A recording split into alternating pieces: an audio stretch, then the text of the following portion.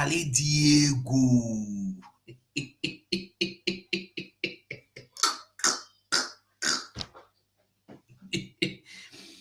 A na-ekwu ọzọ ọzọ a na-eme.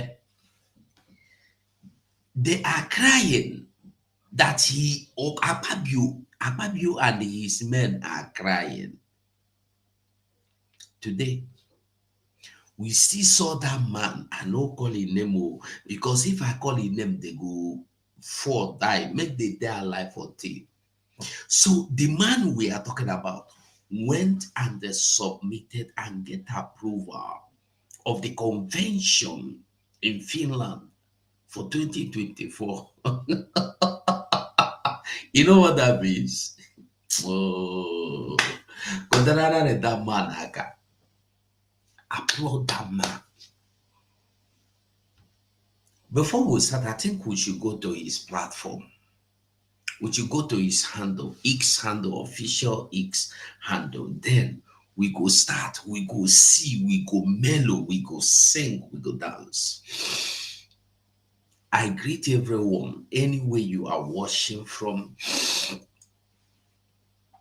or joining from or seeing me from right now.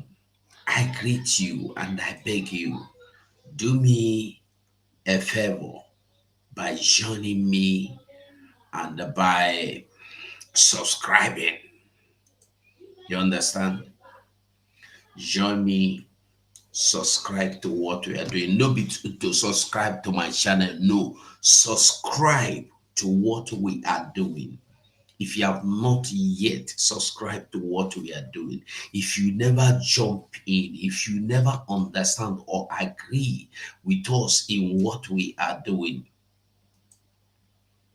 today they tell us that the people that went to Oluto bomb are unknown people that they mocked for the process. Who knows? How do we know?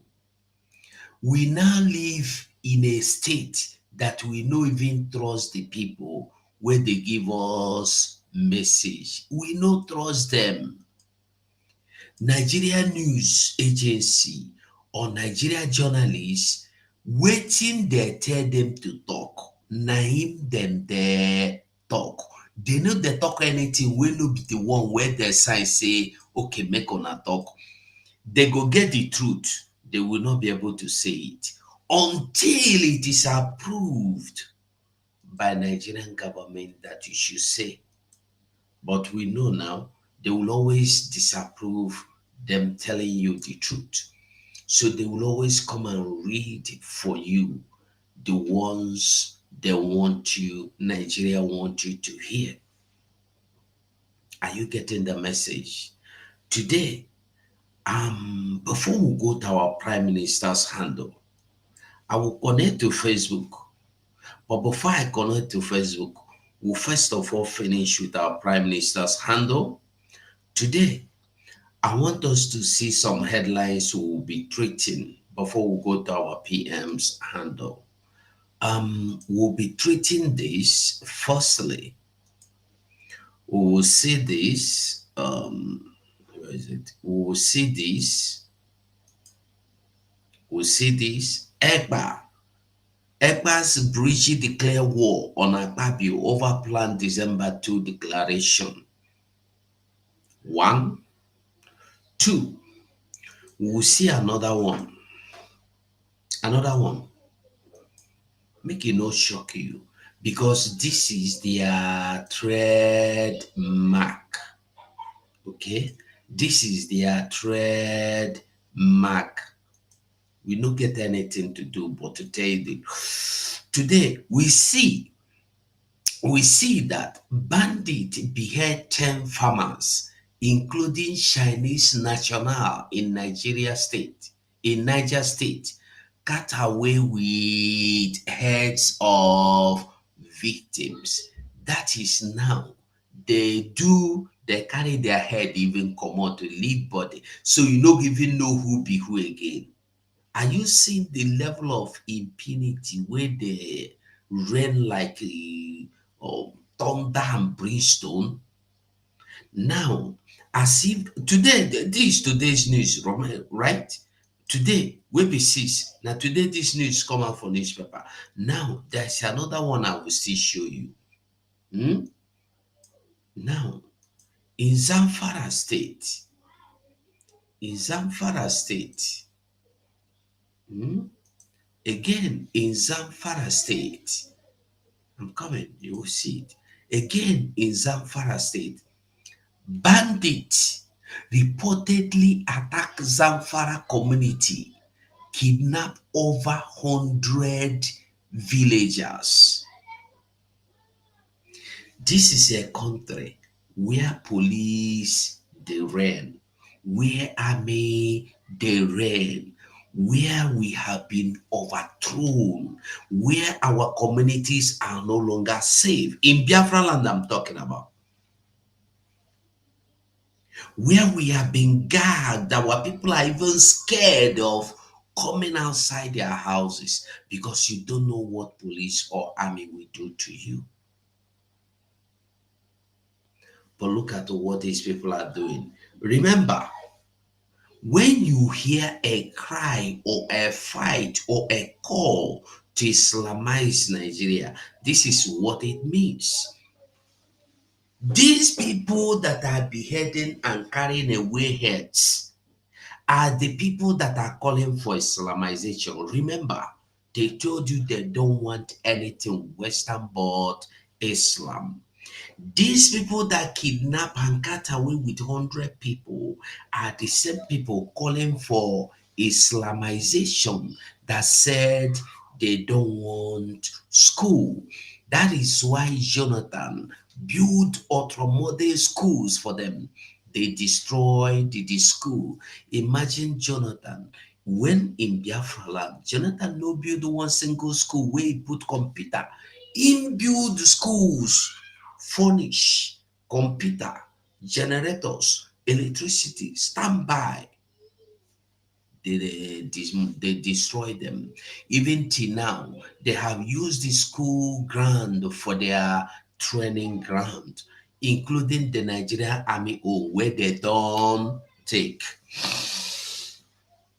I welcome every one of you. If you are just joining us, you are welcome to today's program. Just welcome. That's all I will tell you.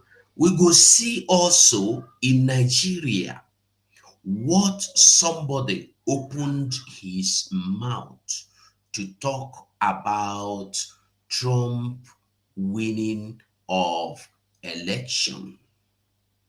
You go listen whether he's saying apology or Jibola Imbi. Then I want us to really look. I beg somebody in comment section remind me wetin be the name of the Nigeria electoral chairman wey announce Tinubu president. Somebody remind me in name abeg make una no vex. Somebody just tell me in name make I look for am for make I look for am now abeg. Somebody just tell me in name. Abeg.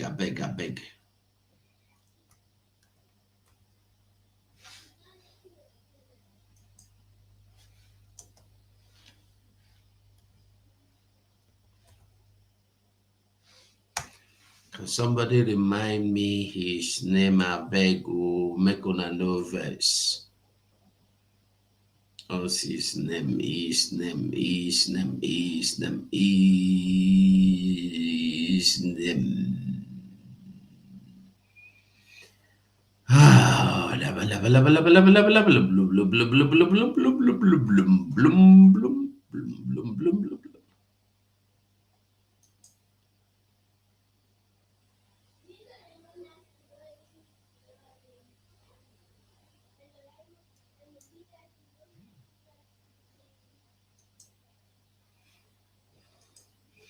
Anybody remind me? Yakubu Mahmudu. Thank you very much. Because there is something very important I must show with his name this evening. We must understand something this evening.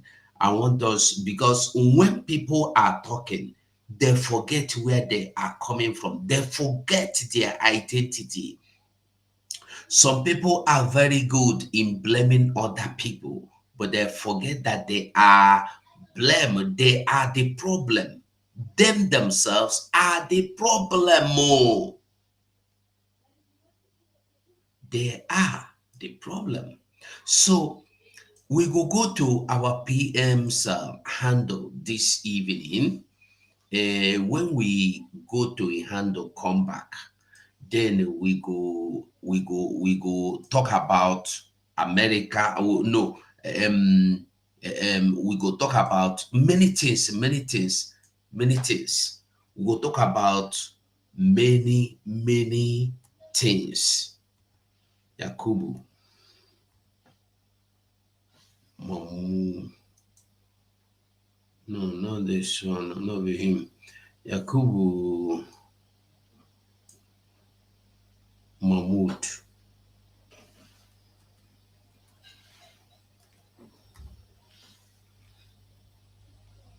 Mahmoud. Yes, Naim. Good. Um, yes, that is the man we are looking for. So this wonderful evening, hmm, this wonderful evening, I welcome all of you. As you are joining me, anywhere you are joining me from, I welcome you all.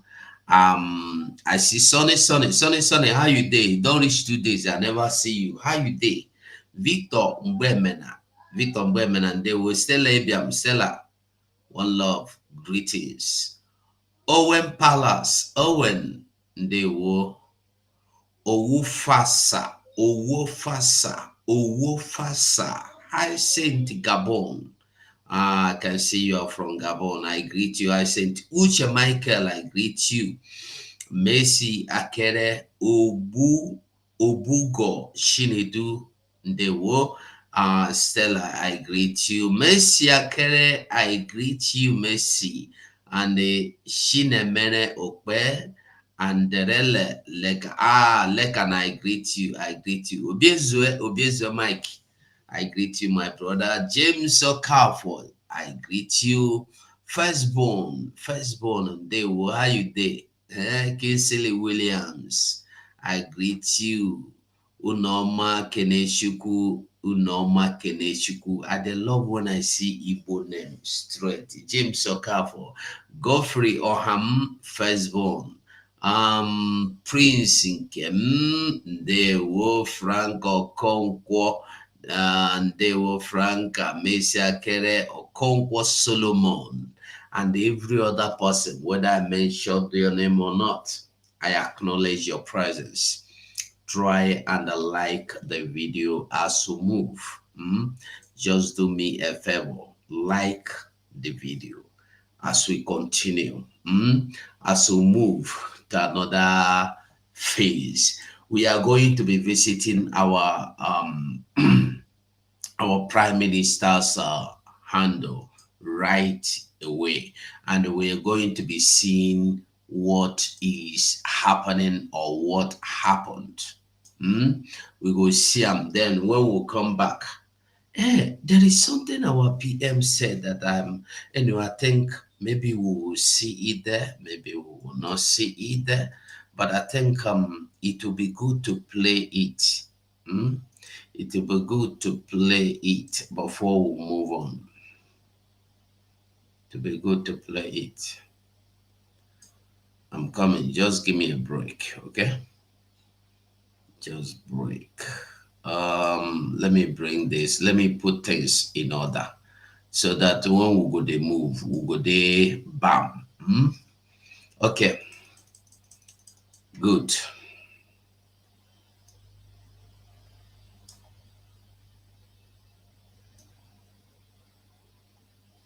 Good. Good. Good. All right. So quickly, let's jump into our Prime Minister's handle straight. I hope we are safe today. What is going on, really? Let me be sure. Anonymous.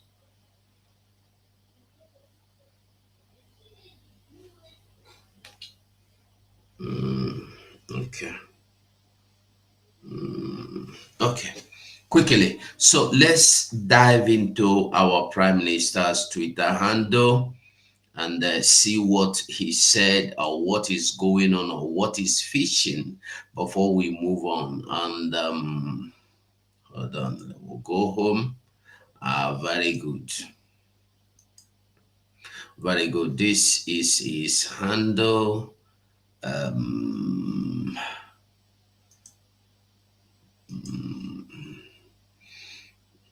This is his handle. We come straight to his handle, but before that, I think where is that video? We need to watch this video. Let's listen to. Good afternoon, fellow Biafrans. I made a video last time and, of course, gave the enemies the opportunity for their own propaganda. So we continue what we're doing. You know what? They say this smoke where they come out for here. Na Igbo.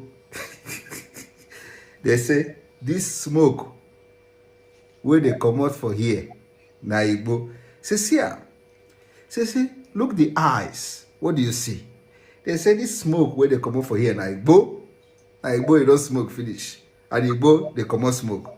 My Igbo na spiritual Igbo. My own Igbo na spiritual Igbo. Now that Igbo be this. You see? That Igbo na be this. And that Igbo they knock you for social media.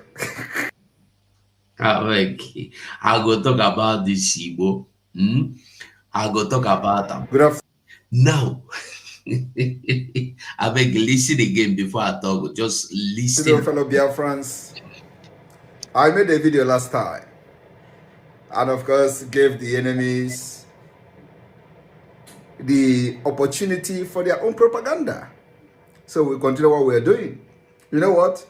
They say this smoke where they come out for here. Na Igbo. They say this smoke where they come out for here. Na Igbo. See, look the eyes. What do you see? They say this smoke where they come out for here. Na Igbo. Na Igbo, you don't smoke finish. And Igbo, they come out smoke. My Igbo na spiritual Igbo. My own Igbo na spiritual Igbo. Now that Igbo be this. You see? That Igbo na be this. And that Igbo they knock you for social media. Good afternoon. This Igbo, this Igbo, like I used to tell you, if they smoke this Igbo,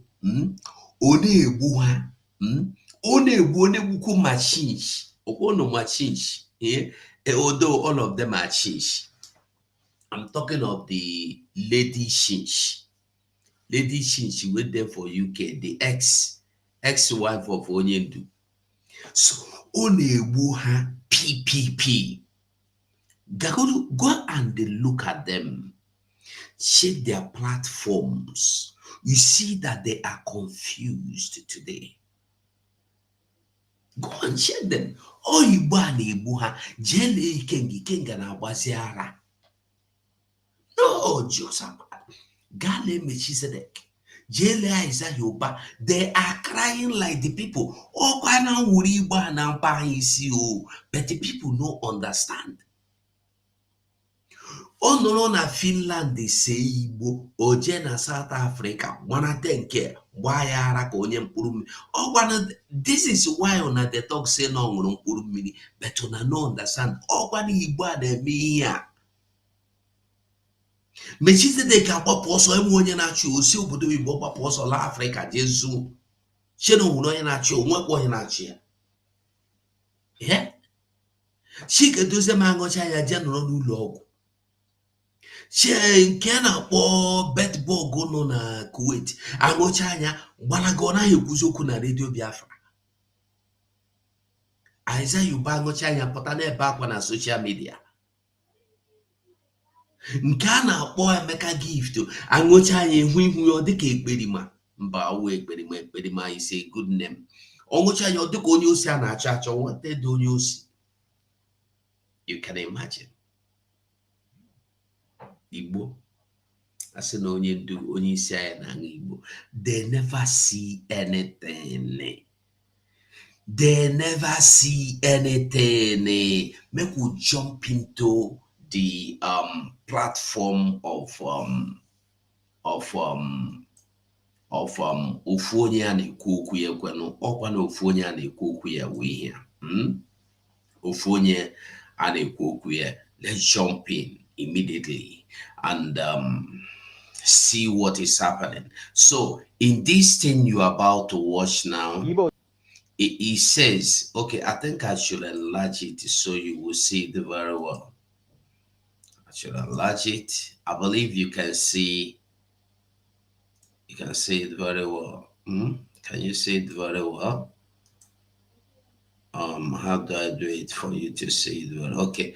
We are victims of Lord Lugard forceful amalgamation. Are you seeing it? We are victims of Lord Lugard forceful amalgamation. The story can never be the same because today, country of the world understands the exact truth of what is happening to us in Nigeria. I want us to listen to this news. Igbos in Nigeria, 73%. Igbos in Nigeria, 73% said sometimes or always they were treated unfairly by the government. This is last year. This is the highest rate of any ethnic group surveyed in Africa.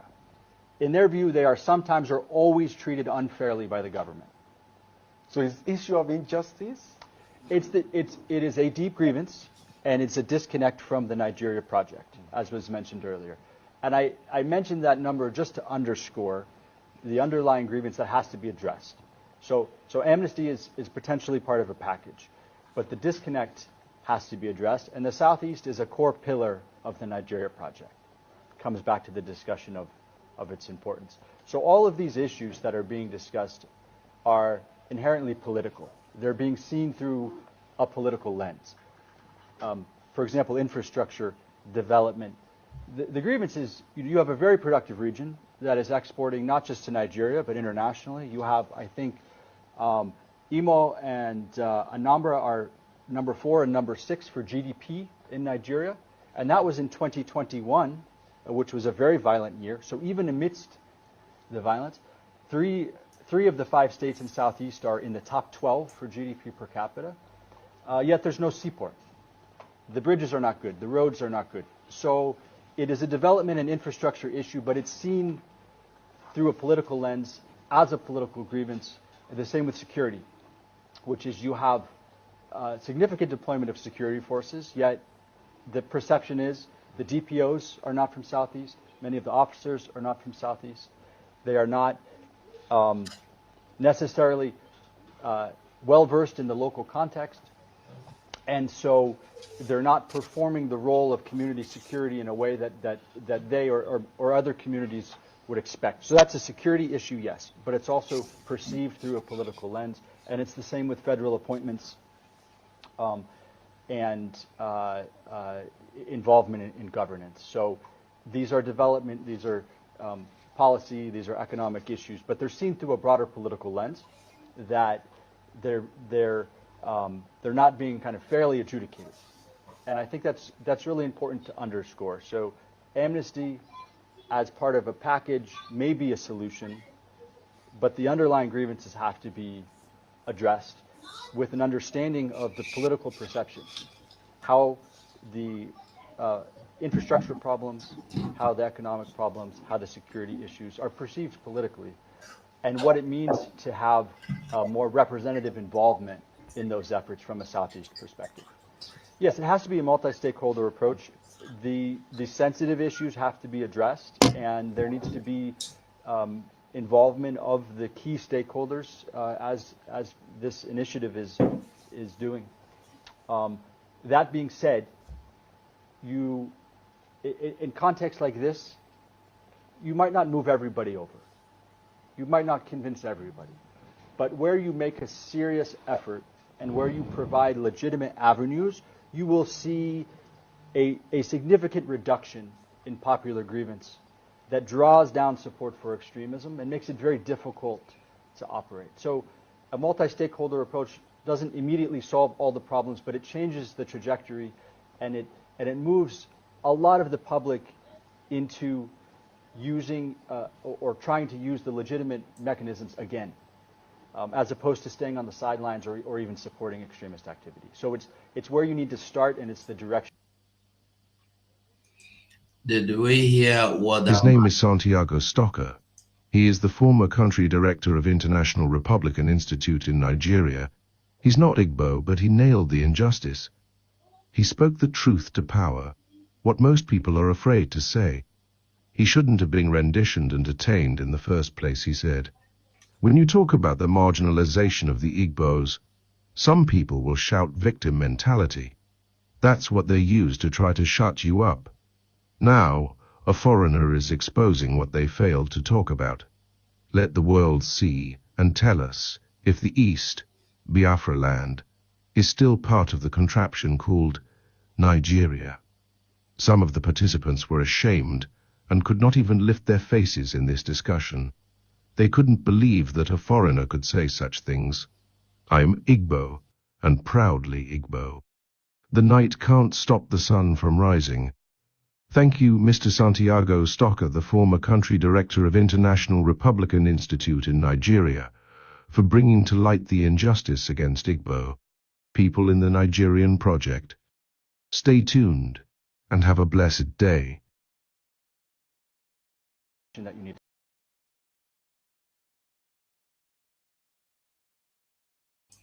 Did we hear that? It's good sometimes we go listen to other people where nothing concern them for what they do. Good sometimes you go outside your reach to get information and listen to the information. You go outside your zone and get information and listen to information. Now, this one, Phoenix, Nigeria government, I hope it's showing. Hold on, I'll put it the place you will hear very well. Okay, Phoenix, Nigeria government. How do I do it to be big? I think there is the Nigerian government appeals to Donald Trump to distance himself from Simon Ekpa's freedom agitation. Fear. Fear. Listen, we did not get where we are today with Donald Trump. What Nigeria is doing today is what we'll call a last, it's not even last fight because they have not been fighting. Ihe a na-akpọ dia, go to ndị Igbo say describe what Nigeria is doing today. I just don't know how to describe it. Ahịrịokwu eji mezuo ihe eji mezuo ahịrịokwu ndị a, because they know they have lost it all. When our Prime Minister Simon Ekpa joined hands with the first 20 people that endorsed Donald Trump, Nigeria were not there. Nigeria president did not endorse him. Nigeria AU did not endorse him. Nigeria Okoko did not endorse him. Today, I remember people were saying, Trump is failed. It's a failure. He will not win. He has lost. And our prime minister refused to shake. He refused to move. because he believed in principle. He believed in legacy. Being principled is not making decisions you are not sure. Even when you will fail, a principled man will stand for something. Even if he fails, he admit failure and stand for what he believes. When our fathers went to war, they went to war because they are principled. And when Nigeria and the Britain and the whole world gathered against them, they still went on to stand for what they believe. They stood for what they believe. That was why you see General Philip Effiong told them, today you think you have victory. You see these people you have taken over today, if you do not treat them well, their children will rise up against you, and something worse than what you see in our hand will come up against you. That is what I call principled person. Biafrans are principled. No be everybody waiting you saying be Biafran, be Biafran. No. I want you to get that straight. There are mixed multitude. They are not Biafrans. There are people that joined you to claim they are Biafrans, but the truth is that they are not Biafrans. So we must make it straight. So that is it. Let's go on because there are a lot to talk about. We move on. We've seen this. We'll go on. I don't know who this man is. This man here with Ifeanyi Uba, I don't know him. I don't know him because our PM said he don't join Ifeanyi Uba. Who knows him? Who is that man? I beg. Do anybody know him? The man on the stream, on the screen. Who knows that man? I beg. Who know him? If you know him, let me know who he is. I beg. Because I know now. I don't know who him be. Who him be, me, I don't know. Who be the man? I don't know. Our PM saying don't join fire, but who be this man? Anybody know him? Well, we will move on. Whether we know him or not is not important. Now, another news. He said breaking news. Many things are happening in the north. Breaking news. Nigeria donate vehicle and arms to terrorists. Another, they have abandoned their vehicles and run away in the name that they have been overwhelmed. And you can see these people jubilating with it. And then we come to this. Officially submit. All right, I'm just coming from the office of the President of Finland, officially submitting the letter of intent ahead of our convention. We move. All right, I'm just coming from the office of the President of Finland, officially submitting the letter of intent ahead of our convention. We move. The letter of intent has been submitted and has been endorsed. Has been endorsed. Okay? It has been endorsed. Now, here our Prime Minister, listen to this. I'm going to read it out for you. He said, I wish everybody can see it. How do I do it so that everybody will see it? Yeah. Even if I don't like this, it's still no full. I don't like this in God. It's still no full. Okay, I would like us to read this all out because that's I will let me enlarge this screen so that everybody will see it. Okay. Good. Good.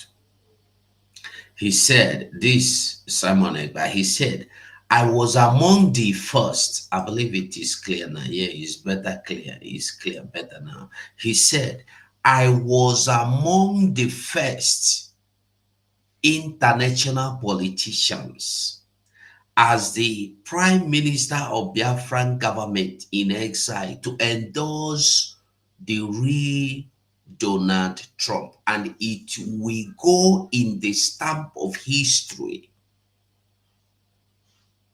The post-millennial, post-millennial Trump, every time the radical left Democrat, anyway, that one don't pass, but this is the truth, and the truth will always win. Okay, Department of Communication, Department of okay, a paper published by a member of the Department of Communication Department at the International Islamic University Malaysia mentioned the name of Simon Ekpa, Academia Edu. Academia. Dear Simon, a paper published by a member of the Department of Commission Department at International Islamic University Malaysia mentioned the name Simon Ekpa. We no care. Call Simon Ekpa. Mention Simon Ekpa. We know, I'm not interested in all this kind of statement. I'm not interested. Separatist militant Black Marine have occupied the 9 Cameroonian gendarmerie following the group invasion of Abana, formerly the headquarters of Bakassi, in the morning on Wednesday. Some of the gendarmerie retreated before the group fled to another location. Meanwhile, a notice has been sent to the divisional officer of the Isangele subdivision to return to Cameroon or face the same fate with the DO of Idabot.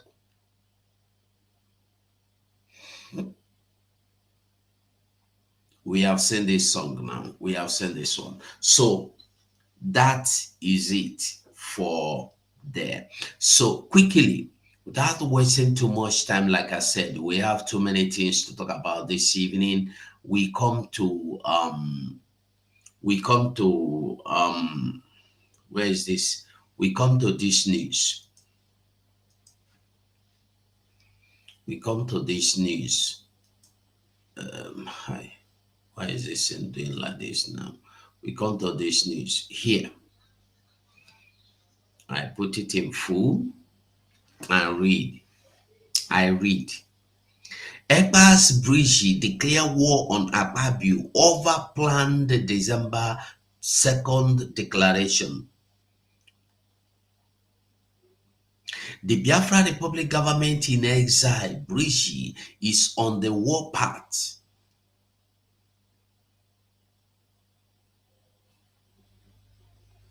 Is on the war path. Sorry. Is on the war path with Nigeria Senate President Godwin Akpabio, who is leading a delegation to India. They are seeing the They are seeing the trip to India as an effort to counter their December 2nd declaration. Self-proclaimed British Prime Minister Simon Ekpa announced December 2nd, 2024 as the date to present their 40 United States of Biafra map and issue a declaration. He disclosed this in a statement on his X handle. Now, they say a self-acclaimed Prime Minister Simon Ekpa. He is self-acclaimed Prime Minister.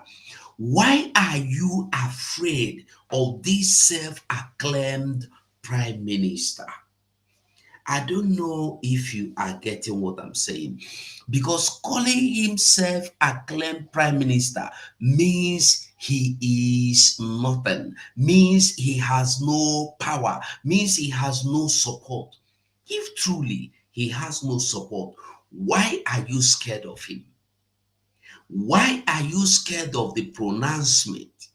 Why are you scared of the redeclaration of Biafra? Why are you scared of the presentation of the 40 state of the Biafra? Why are you scared of presentation of the map?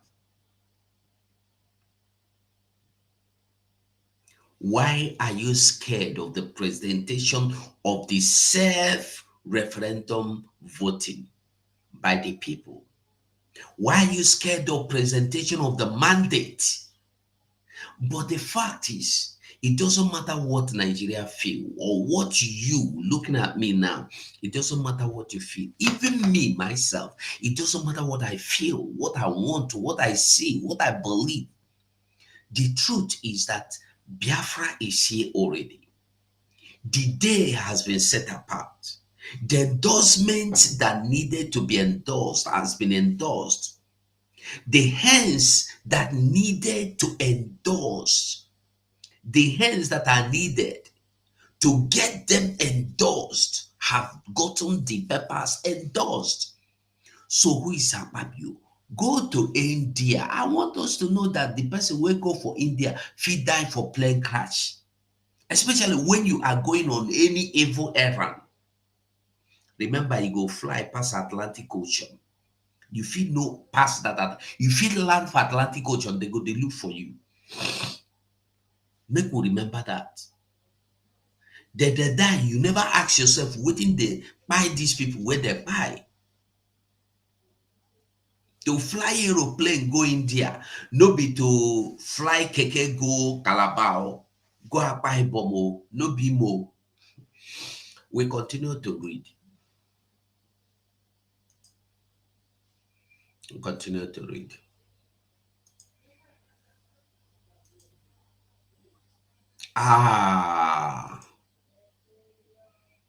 Okay.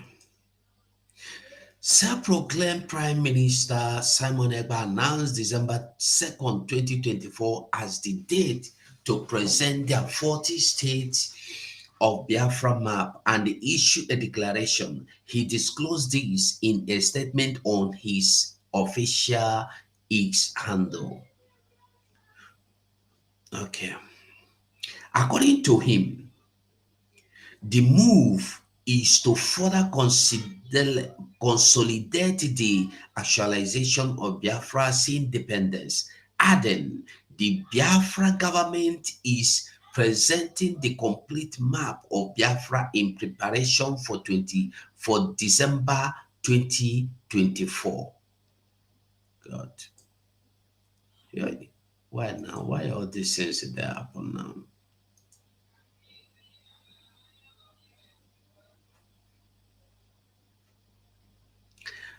Ekpa and the detained leader of the indigenous people of Biafra, IPOB Nnamdi Kanu, have continued to press for the liberation of Biafra despite stiff opposition by the Nigerian government. Recently, Ekpa engaged former United States lawmaker and lobbyist James to help convince the United States government to support Biafra. Now, the people that are saying that all these are photoshops, I believe you can see it is everything for them now Photoshop. Even Trump will now Photoshop. Recently, Ekpa engaged former United States of America lawmaker, lobbies, lawmaker and lobby James to help convince the United States to support Biafra secession from Nigeria. On Akpabio's trip to India, the British Prime Minister said he is monitoring the situation closely and plan to act upon their departure. I will be waiting for you, Akpabio, in India, my country home. Juju get level, he boasted in a tacit reference to a supernatural dimension to his impending action. This is rising concern over escalating tension between Ekpa and Abuja as he ominously bragged, none of you will come back to Nigeria. Akpabio and Ekpa standoff could significantly impact Nigeria political landscape. July Last July, Ekpa claimed responsible for the buying of 4 police officers in eastern Nigeria on a Monday evening. Gunmen attacked and expired the 4 policemen, 4 police officers, and a civilian along Onitsha Owerri Expressway in Owerri. The Imo State capital, Ekpa, who is based in Finland, is leading a group of Biafra agitators called Autopilot. He also funded the Biafra Defense Force. And thank God for the first time when I don't call Biafra Defense Force. And nobody is Autopilot. Autopilot is a name. Autopilot is a name tagged to us by the enemies of the Biafran people. So nobody be autopilot. We no be autopilot. Autopilot is a statement that our prime minister made when he said that you cannot, even when Biafrans are being asked not to sit at home, they are sitting at home. That means that this Biafra restoration has gone autopilot. That was how autopilot, that is how they change everything. That Simon Ekpa is the leader of autopilot. So make would they get them clear. According to him, his group, the Biafra Defense Force, carried out the attack and they referred to Nigeria security operatives as terrorists and they demanded their withdrawal from the troubled region. The attack coincided with his declaration of 4 days sit-at-home order in the bleeding region, disturbingly calls for his repatriation to Nigeria to face charges over his role in the region's insecurity keep intensifying, with several groups, including Governor Peter Mba of Enugu State, calling for his repatriation so he can face legal action. I want to ask a question. Which country would listen to Nigeria calling anybody to come and face law in Nigeria when they know that Nigeria is a lawless country? When they know, even with this minor being, do I make I not use bad word? I did for Facebook. The minors, about 37 of them or 27, 47 or 70 something of them, they took and kept away for more than 3 months, malnourished, started fainting, and they prosecuted them. And they charged them 10 million naira for each for bail. If not for the people that have mouth that started crying. And let me tell you, Nigeria regretted bringing them to court. If they know, they would have maybe forgotten, just talk that, they were telling you that the NSAS bad government that committed treason, you never know that they were these little children. Nobody knew. God have mercy. In the meantime, Ekpa has allegedly engaged in American lobbyist firm Moran Global Strategies to advance the cause of Biafra independence in the United States of America.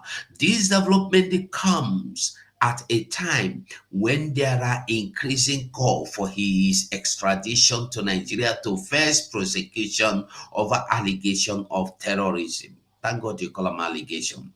Ekpa in June 2024 allegedly applied to engage the services of Moran Global Strategies, owned by a former U.S.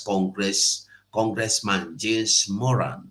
The deal indicts The deal indicates that the firm will dedicate its effort to representing the interest of Biafra.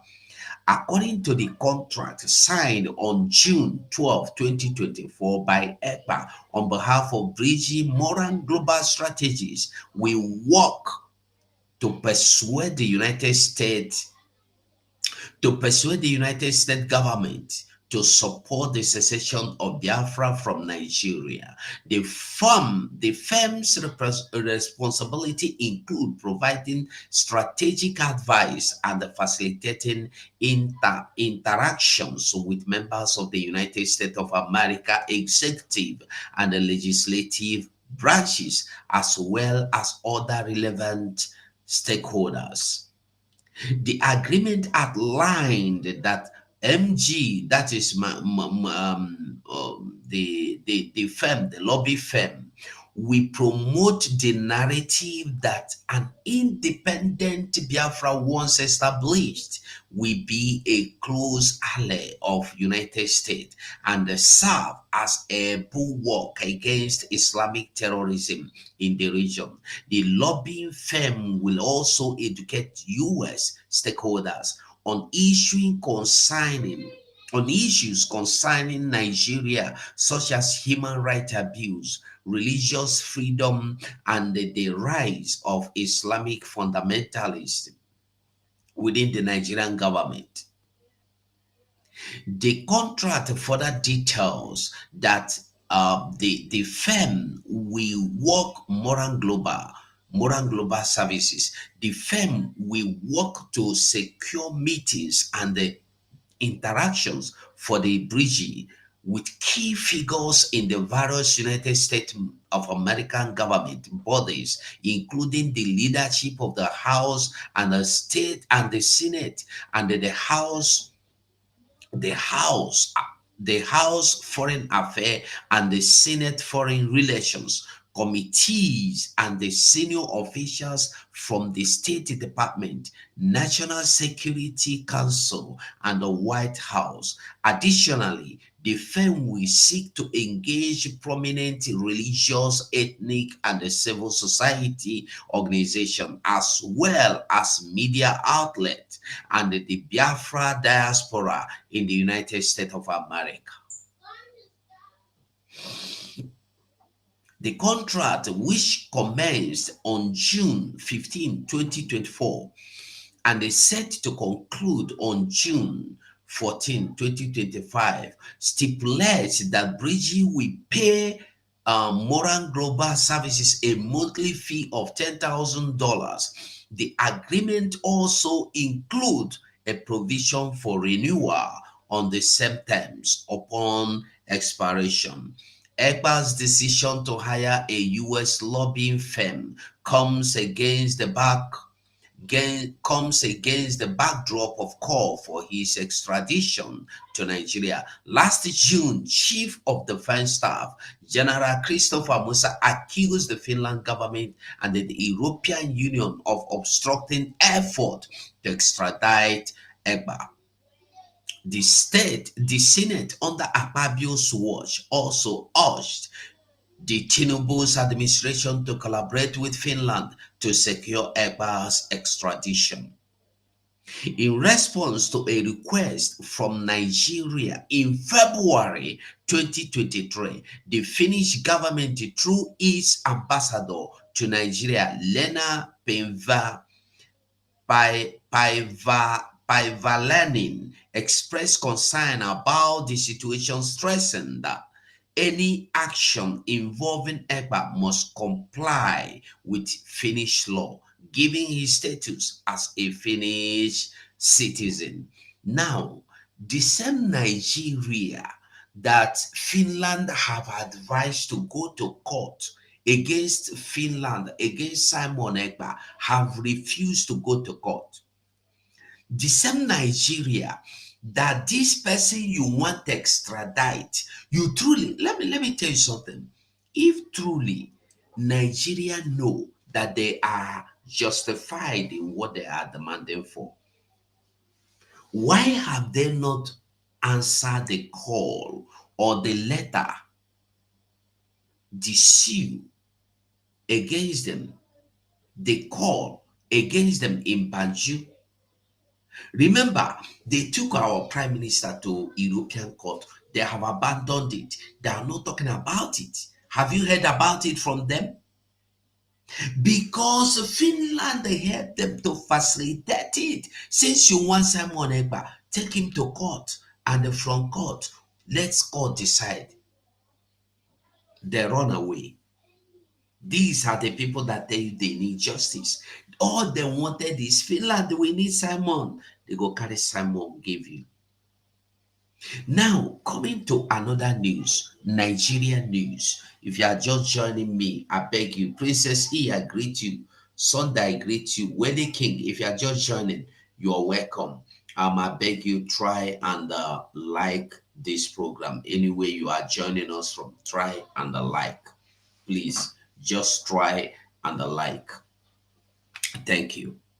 So, like I was saying, let's go over to Nigeria news now. You know, Trump won the election, and somebody don't like it. Somebody said that it is what do you call it? How did he call it? Don't worry, we'll listen. We'll listen to the news now.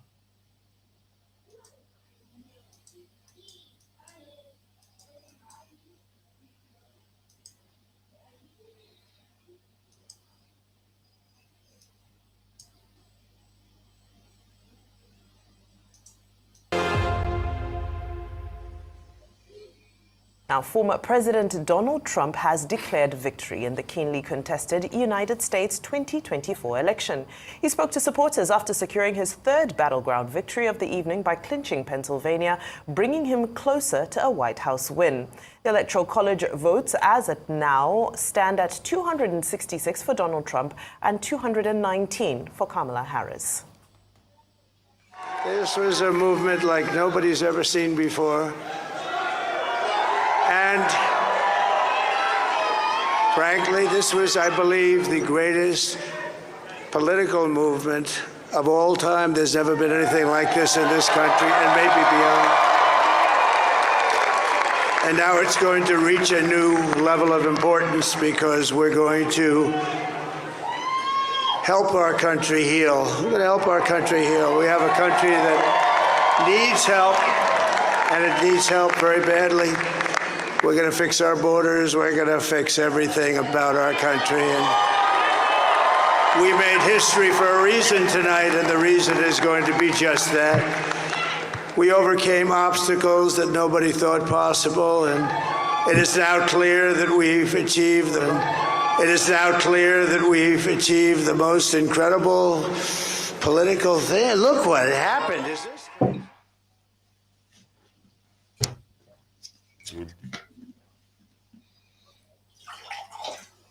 Now on the show is Professor Bolaji Akinyemi, Nigeria's former Minister of Foreign Affairs. Professor, good morning and a warm welcome to the program. Always great to be in conversation with you, sir. Hello, Dr. Abati. Hello, Mrs. Young. Hello, Rufai. Morning, sir. Forgive me if I don't say good morning to you. It hasn't been a good night. Prof. And definitely it's not a good morning for the world. It's Okay, not. why is it not a good morning for the What world, has Prof? just happened? Prof, why is it not a good morning for the Well, world? because- Americans decided. They have chosen their president. They have voted. They turned out in large numbers. Why is it not good? Dr. Abati, what has just happened in the United States is a victory of crudity over refinement, a victory for all that United States should now stand for. Are you getting the message? Are you getting the... I want you to listen to this man. Calm down, listen to what he said. At the end of it, we are coming back. I just listen to him.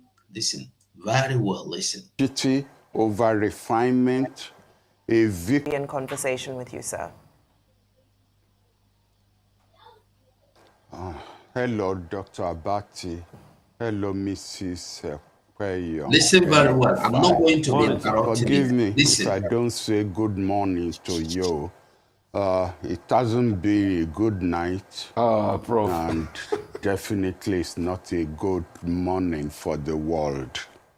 It's Okay, not. why is it not a good morning for the What world, has Prof? just happened?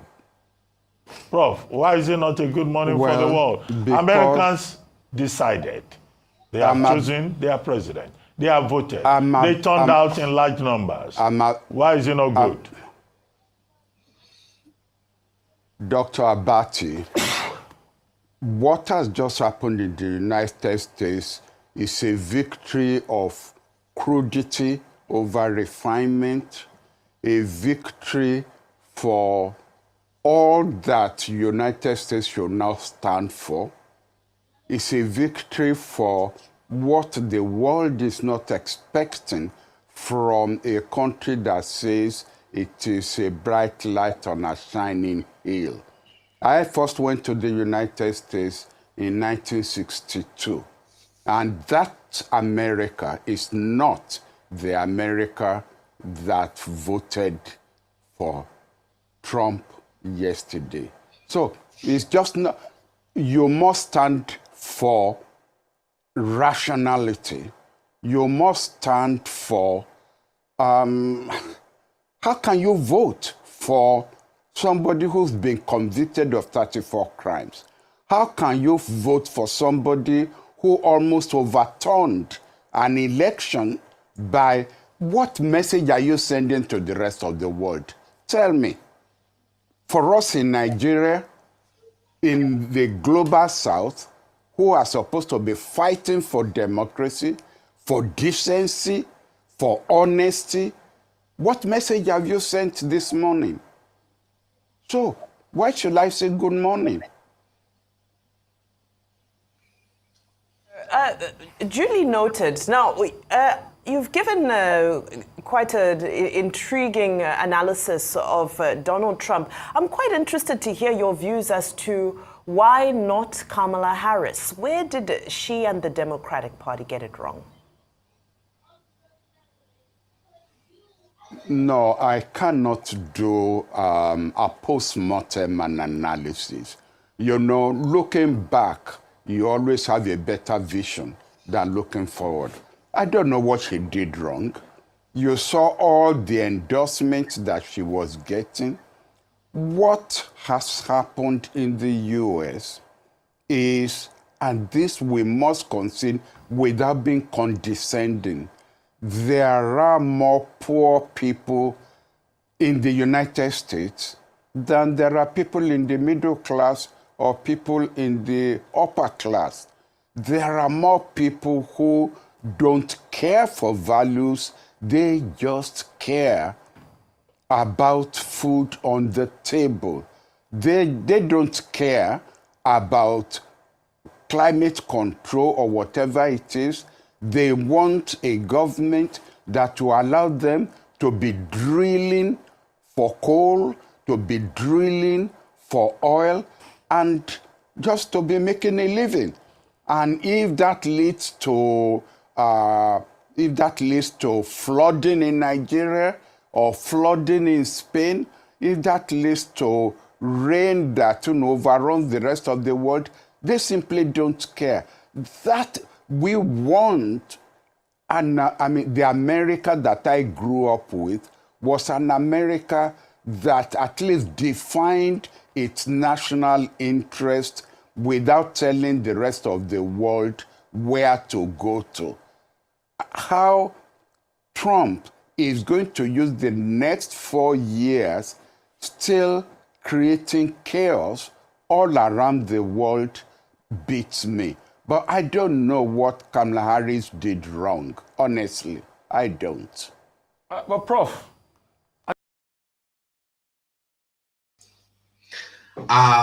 If we choose to listen more, that is extra, but we have gotten the point. You heard what this man said.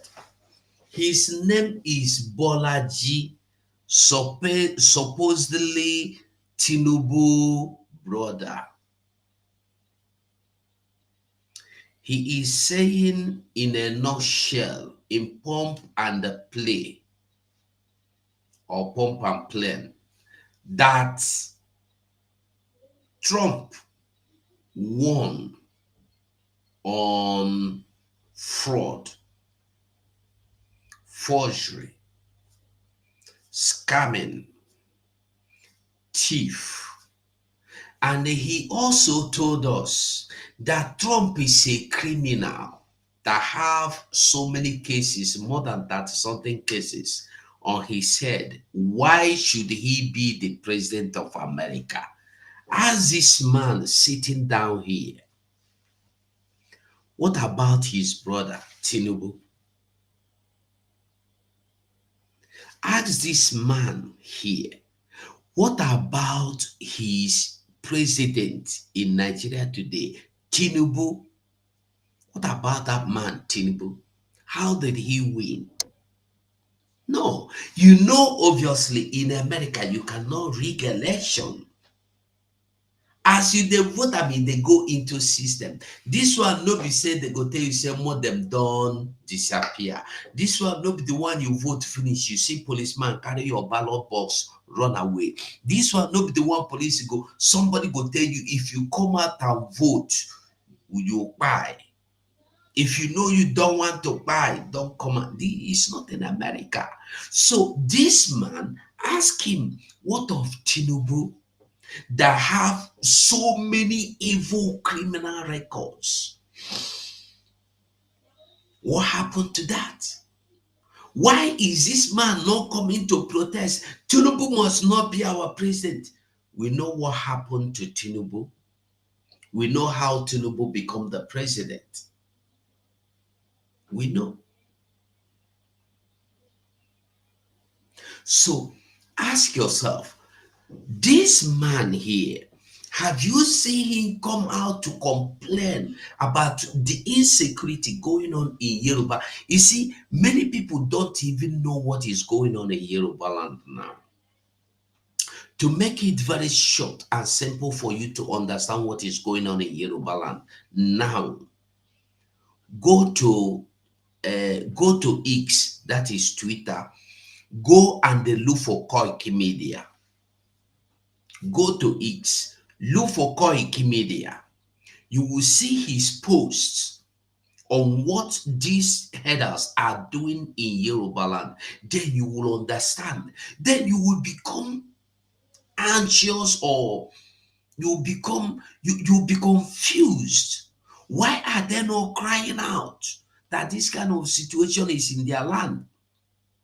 Why are they not crying out that this is happening in Yoruba land? On daily basis is what I'm telling you. This happens on daily basis, but you cannot hear about it in the news. Go, you will see pictures that are not good to show here. I would have swung into X now and show you pictures from Koiki. Only Koiki, you don't need to go another place. Only Koiki, the one you see there will convince you. No day passes you don't see fresh pictures of that fresh day. What they are doing. No Yoruba person comes out to condemn it. You are in Nigeria. You are a Nigerian condemning Americans for voting, for making their choice. Now, Trump, while in office, nobody was fighting anybody. Immediately, I want you to remember Obama. From Obama, you know what happened? They are always good in making sure they bring calamity. These people. When Obama won, we are celebrating there will be peace in Africa. I personally celebrated Obama. That his first interest in this world will be to secure Africa. But what did Obama do? What did he do? You want me to look for the video and show you what Obama did? It's good to show. I get time today. It's 90. Before it get to 12, I will finish. Let me come. I think I have that video, what Obama did. If I get it, if I will be able to see it, now it will be a good time to show you. Good. I saw it. Let's watch this.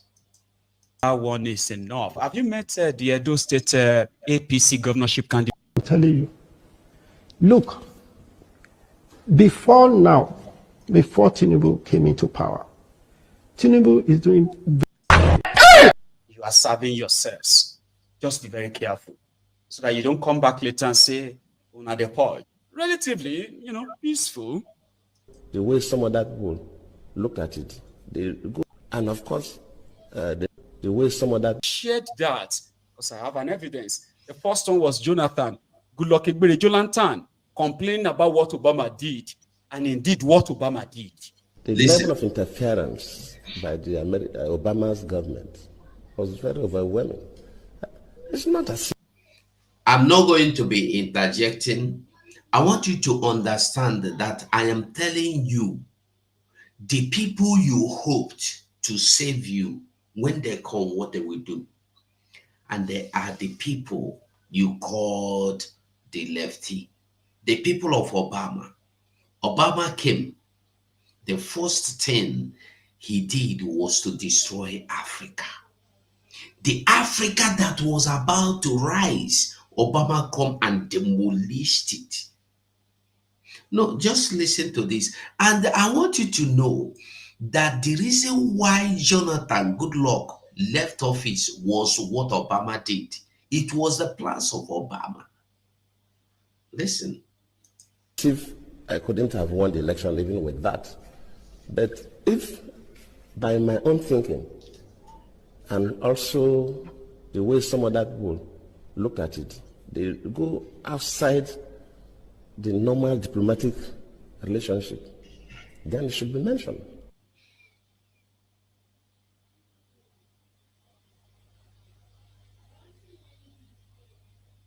Sending that person to Nigeria at the eve of election, after Obama even issued a statement directing Nigerians to vote for the next chapter, that tells you something.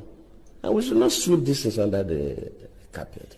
If a foreign country, whether African country or even America or any other country, interferes with our own elections, we should mention it.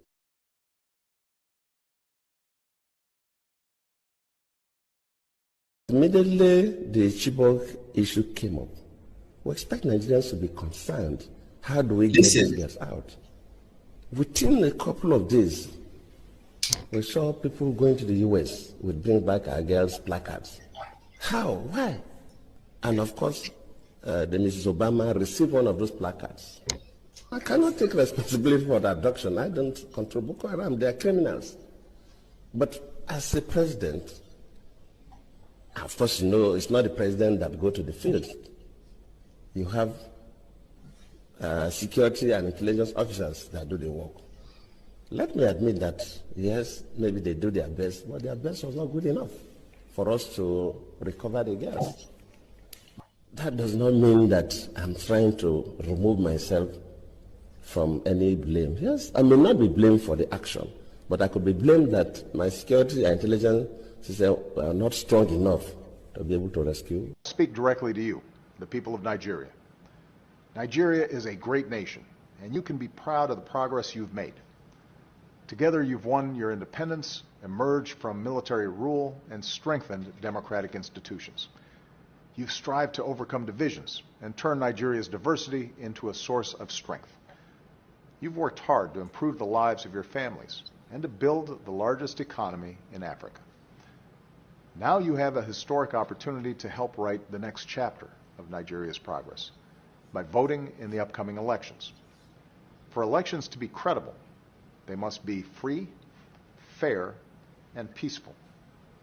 All Nigerians must be able to cast their votes without intimidation or fear.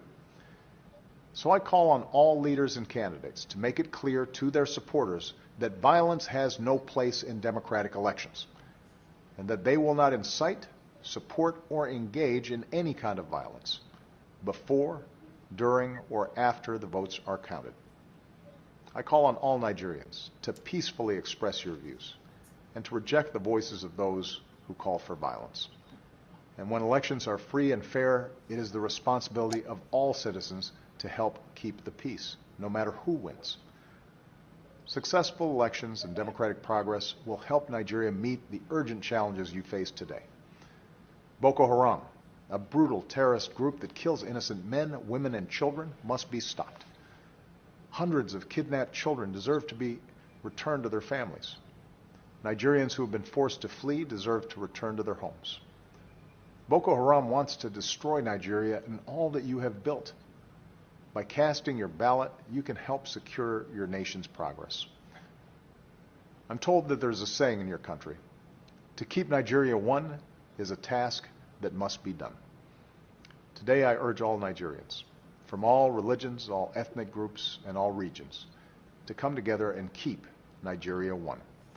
And in this task of advancing the security, prosperity, and human rights of all Nigerians, you will continue to have a friend and partner in the United States of America. The level of So Barack Obama, who ensured that Nigeria they placed arms embargo on Nigeria simply because of these terrorists, Boko Haram and co., including the person that organized the kidnapping of Chibok girls, Shitty Man, and the rest of them. They went to America. Obama welcomed them, and the sponsor of Boko Haram, with Joe Biden, Sleepy Joe. So listen to this. They said Nigeria had the biggest economy in Africa at the time, no doubt. But it was so rubbish that the people who told you then that the biggest economy in Africa is just a Jolantan's, fantasy. Now they have made Nigeria the poverty capital of the world. 9 years after, Obama and his demonic rats of America intervened in the Nigeria's progress. He said they should vote for the next chapter. Since Jolantan cannot defeat Boko Haram, not because the supposed friend, America, our friend, Nigeria friend, chooses never to help end that terrorism. Rather, they placed arms embargo on Nigeria, that nobody must sell arms to Nigeria without receiving the sanction of America. And you know America.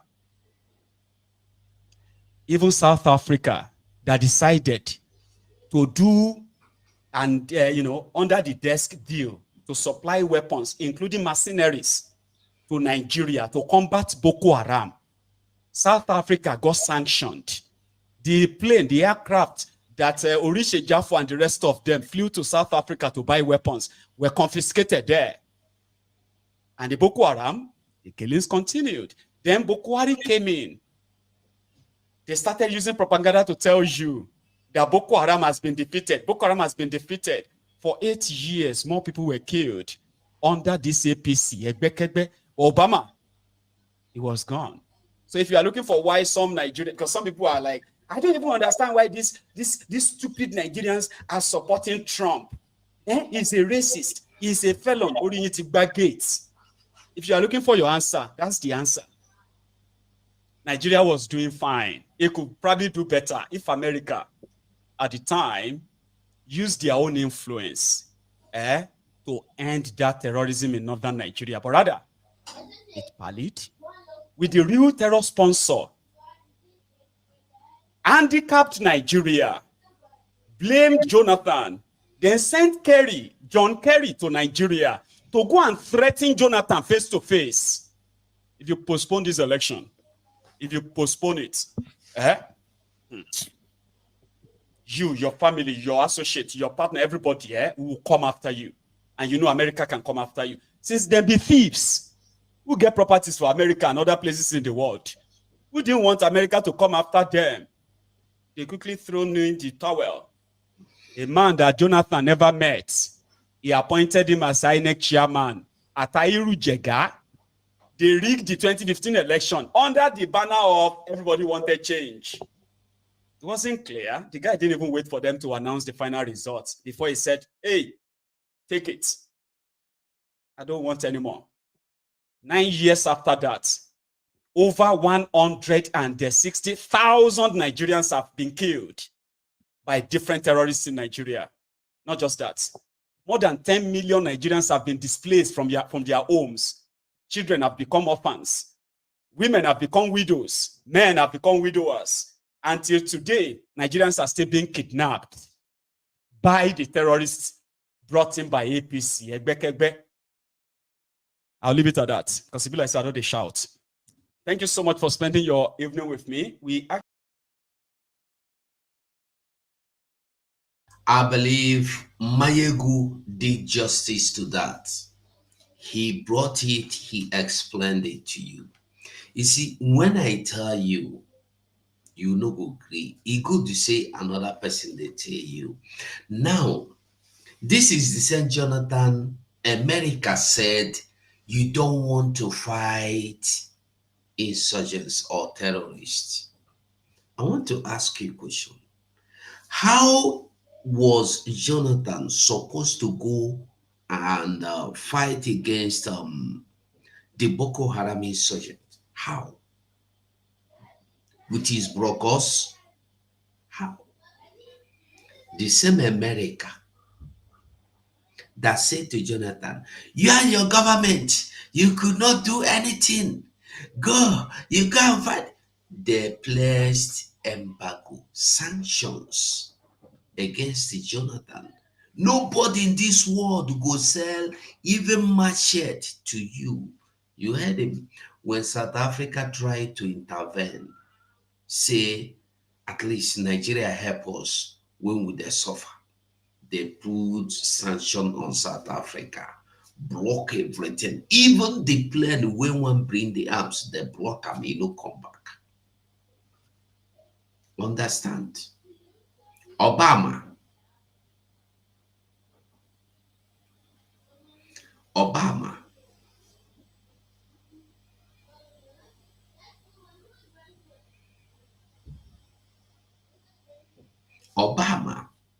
the same Obama took Africa back to pit of destruction.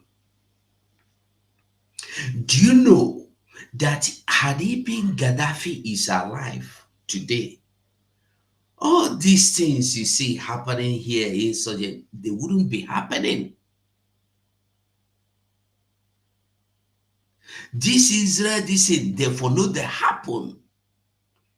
So they quickly went and removed him, and they took over Libya. Today, Libya is become, before, why Gaddafi was alive? No, nothing like a human trafficking in Libya. Who born you?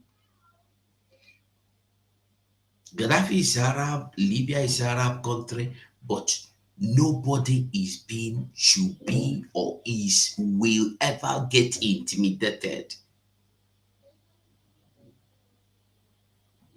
But today, why am I saying this? Obama, Biden, Harris, all of them are the same people. So when you hear that man that just spoke, I don't know if we should still listen to him, but before we listen to him again, the same Nigeria that man is living in, he did not come out to tell you about anything that is going on in Nigeria. Anytime he comes out, the other time he came out to condemn Israel for defending themselves. He said Israel are wicked. Why didn't you allow Palestine to do what they want to do? Why should you fight the Palestinians? Leave them alone. Israel were on their own peacefully. They were not fighting anybody. When these people took war or massacre to their homes, me and you see, we know. Then they began to defend themselves. When Iran attacked Israel, Israel responded. This man came out and said, Israel on a wicked. Why are you attacking Iran? You are trying to attract world so that you will bring world war. But when Iran threw bomb missiles to Israel, this man, I'm not talking of Mayegu. If Mayegu picture is here, I'm talking it to Sima, see if it's Mayegu I'm talking about. Let me bring him. Balo, what is his name? Bolaji. Bolaji is his name. This is the man I'm talking about.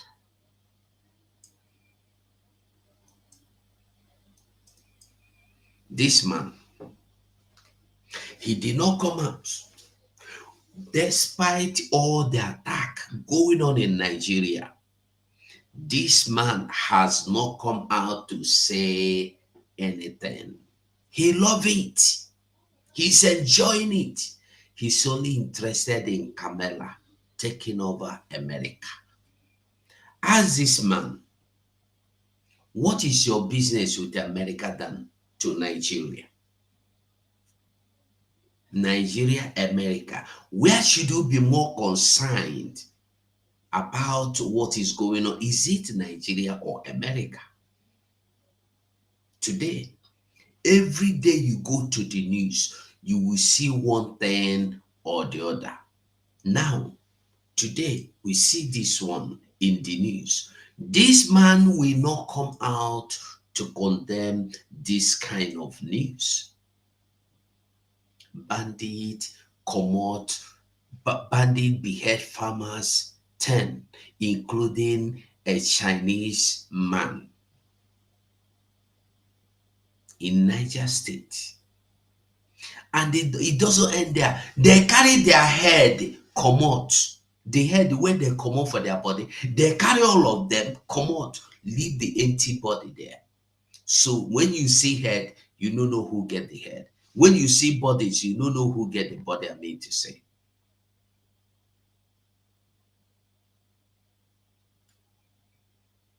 That is the country somebody is comfortably sitting in. This is the country Obama came and built for us. From America, he came to Africa to establish this Nigeria for us. As if this is not enough. Listen, I have another one. Another one. Listen.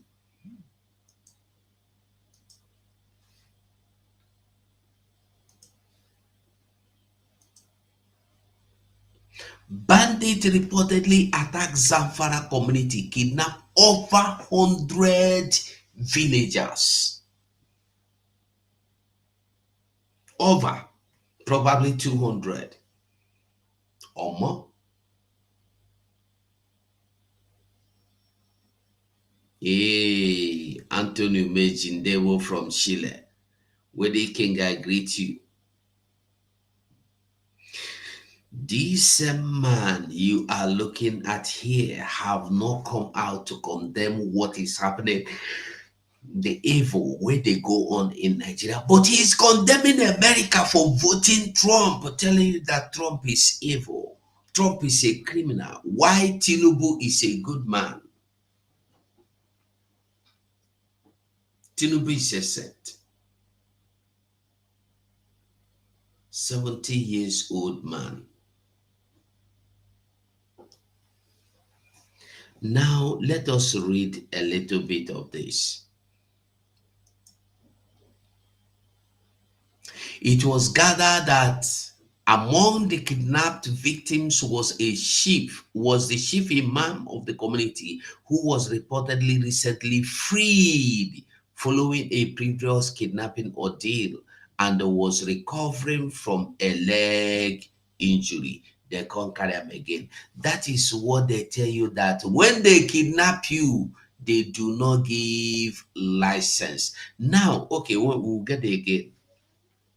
Armed bandits on rampage have reportedly attacked Wanke village near Gazu, Zamfara state capital, and kidnapped over 100 villagers, including women, children, and the elderly. It was gathered that among the kidnapped victims was the chief imam of the community, who was reportedly recently freed following a previous kidnapping ordeal and was recovering from his luggage. Now, what I want you to understand here is this.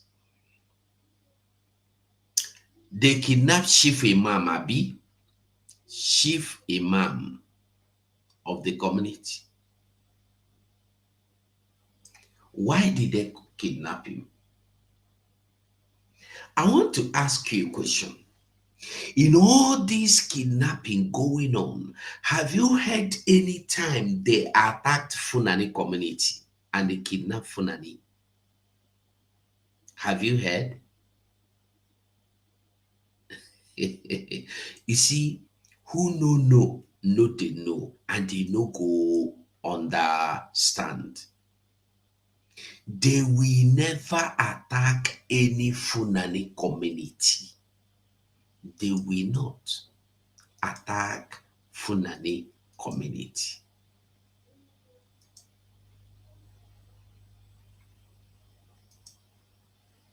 They cannot attack Fulani community. They don't kidnap Funanis. Why? Why?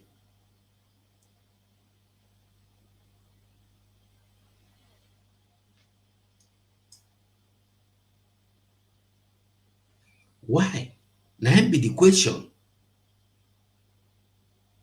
So, what am I saying? When you think that you become a Muslim, you are safe. Na lie. This is a chief imam.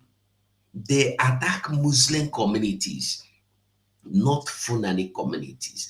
I want make we dey understand what when you hear jihad, who they fight jihad, no be Muslims, na Funanis. This is one thing you must understand. Did they get the message?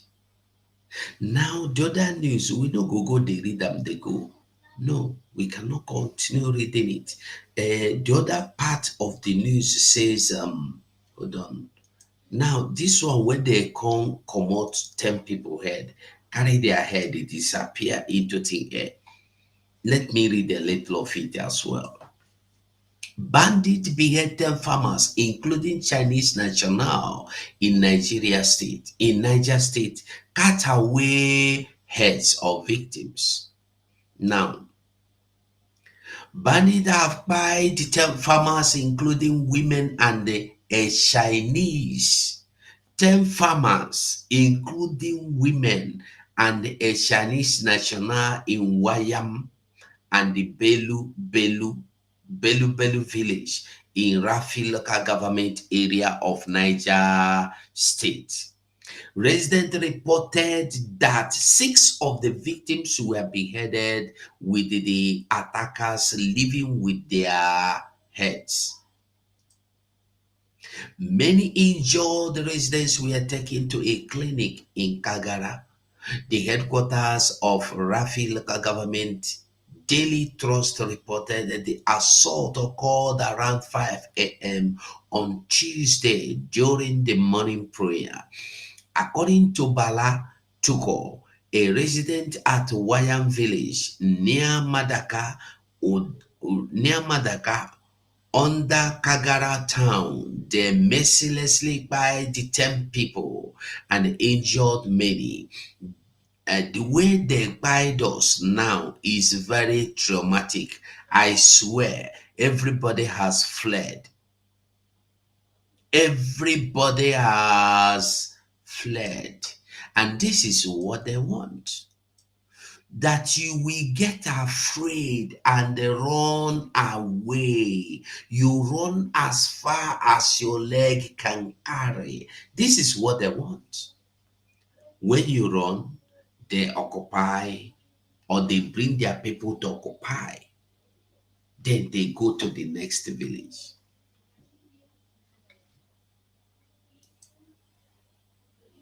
Everybody fled. He further explained that many people have not been able to harvest 50% of their crops, including maize. Recently, Kukoki villagers were forced to pay 1.5 million naira to harvest their crop, but the bandit returned just days later. Are you getting the message? After the community have paid them 1.5 million naira for them to allow them to go and harvest their crops. They paid when we are telling you, you don't want your farm, the farm is your own. It's not as if you are farming for anybody. It's not as if these herders helped you to farm. It's not as if they watched over your farm as security. It's not, they did nothing, nothing. They have no business with you. Before you farm, they will come and tax you. If you want to farm this year, you will pay us a certain amount. You pay.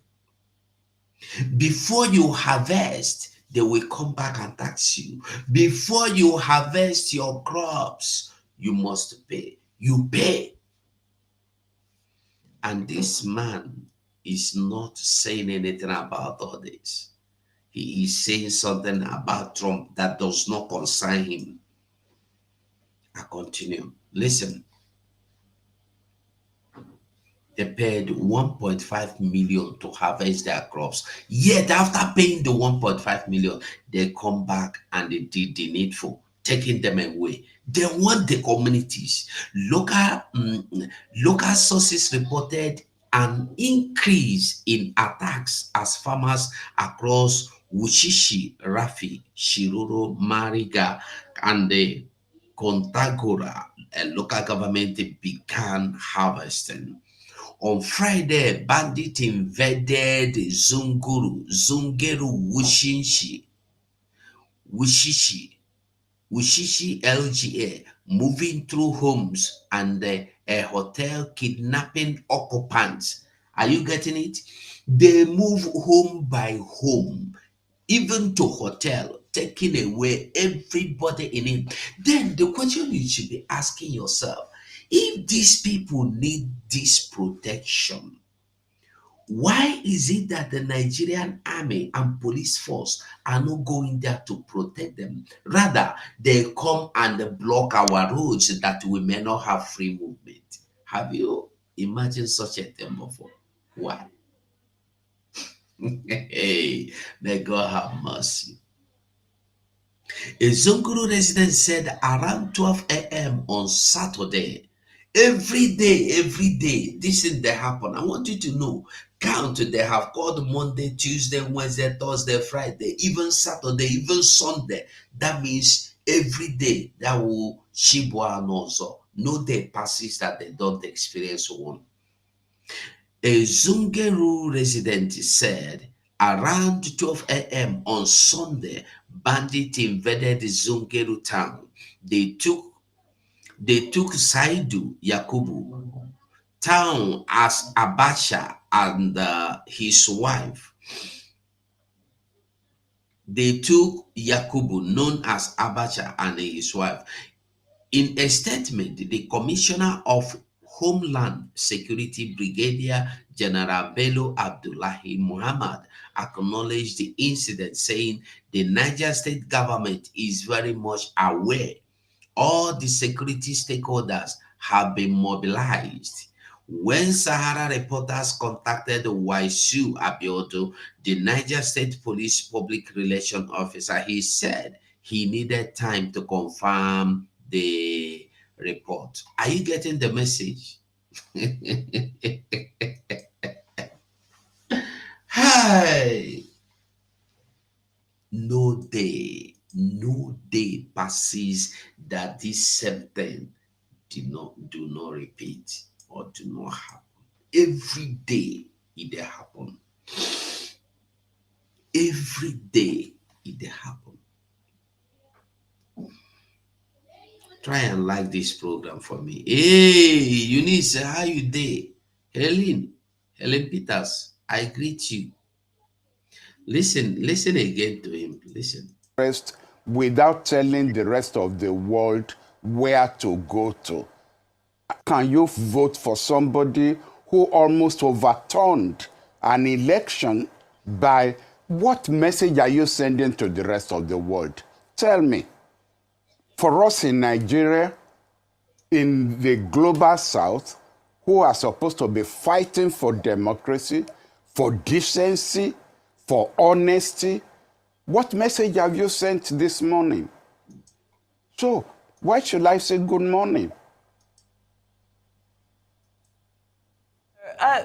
Duly noted. Now, you've given quite an intriguing analysis of Donald Trump. I'm quite interested to hear your views as to why not Kamala Harris. Where did she and the Democratic Party get it wrong? No, I cannot do a post-mortem analysis. You know, looking back, you always have a better vision than looking forward. I don't know what she did wrong. You saw all the endorsements that she was getting. What has happened in the US is, and this we must concede without being condescending, there are more poor people in the United States than there are people in the middle class or people in the upper class. There are more people who don't care for values, they just care about food on the table. They don't care about climate control or whatever it is. They want a government that will allow them to be drilling for coal, to be drilling for oil, and just to be making a living. And if that leads to flooding in Nigeria or flooding in Spain, if that leads to rain that overruns the rest of the world, they simply don't care. That we want, and the America that I grew up with was an America that at least defined its national interest without telling the rest of the world where to go to. How Trump is going to use the next 4 years still creating chaos all around the world beats me. But I don't know what Kamala Harris did wrong. Honestly, I don't. But Prof, are you surprised? And I ask you honestly, are you surprised? Is this not America? Is this not America for you? Nativist America? America that does not see a woman becoming president, a sexist, that will never accept that. America that is not ready to break into the future. Is that not the America we see today? America of hate and division? Is that not what America has truly become in all reality? Because Trump is a reflection of America. I agree with you, Rufai. That is why I'm so unhappy. That's why I refuse to say good morning. Because this America is not the America of John F. Kennedy. It's not the America of Obama. It's not the America of Bill Clinton. Are you getting the message now? Is it clear to you now? It's not America of Obama. Are you getting it? You see why I listened to this man. It be like, make I just bring him out. Lion for table here. Call my children, make they come the flog him. This is why I brought that Obama video and played it for you. If you missed it, go back. You go understand what I'm saying. Anyway, when you bring an old man like this, over 80 years, and they start asking him questions like this, what do you expect him to tell you? Listen to him anyway. Now, I'm not saying that America was ever a saint in the world. America has started more wars since the Second World War than anyone we knew of. But at least that was an America you could speak to. That was an America whose decision makers you could reason with. Not the America of the newcomers that thinks once it is good for America, they don't care about the rest of the world. You are right about the description that you have given the United States. But it doesn't make me happy. And it shouldn't make the world happy today. Yes, it can make Putin happy, but for God's sake, do you want a world in which... Now, are you listening to him? It's good he's talking. It will make Putin happy. Do you know why he's telling you it will make Putin happy? Trump is coming to end the war between Russia and the Ukraine. Watch it. Because if Trump had been in power to finish these 8 years, Russia, Ukraine wouldn't have gone into war. Palestine wouldn't have been going into Israel to do what they're doing. Iran wouldn't have been throwing these things, stones to Israel. There wouldn't have been war anywhere. And that is what people like this don't want. They don't want it. They are enjoying it. That America is sending soldiers to Iraq, Ukraine, sending arms, sending relief, sending this one. That is what they want. They don't want peace. They want where you go cover your nose. I get. Cover your nose. There is this one walking on there. Cover your nose. Don't open your nose. You will know. So, do you know that covering of nose costs a lot of things? People, you go pass your brother for road, you no go no say na your brother again.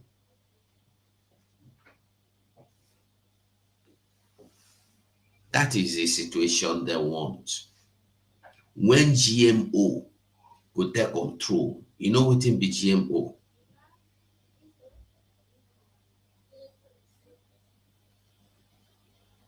They want to take over your life, your world. Do you know that if this Kamala has taken over, you are going to get into a situation where when you go to hospital, especially women, if you go to hospital, some things they go come out for your body.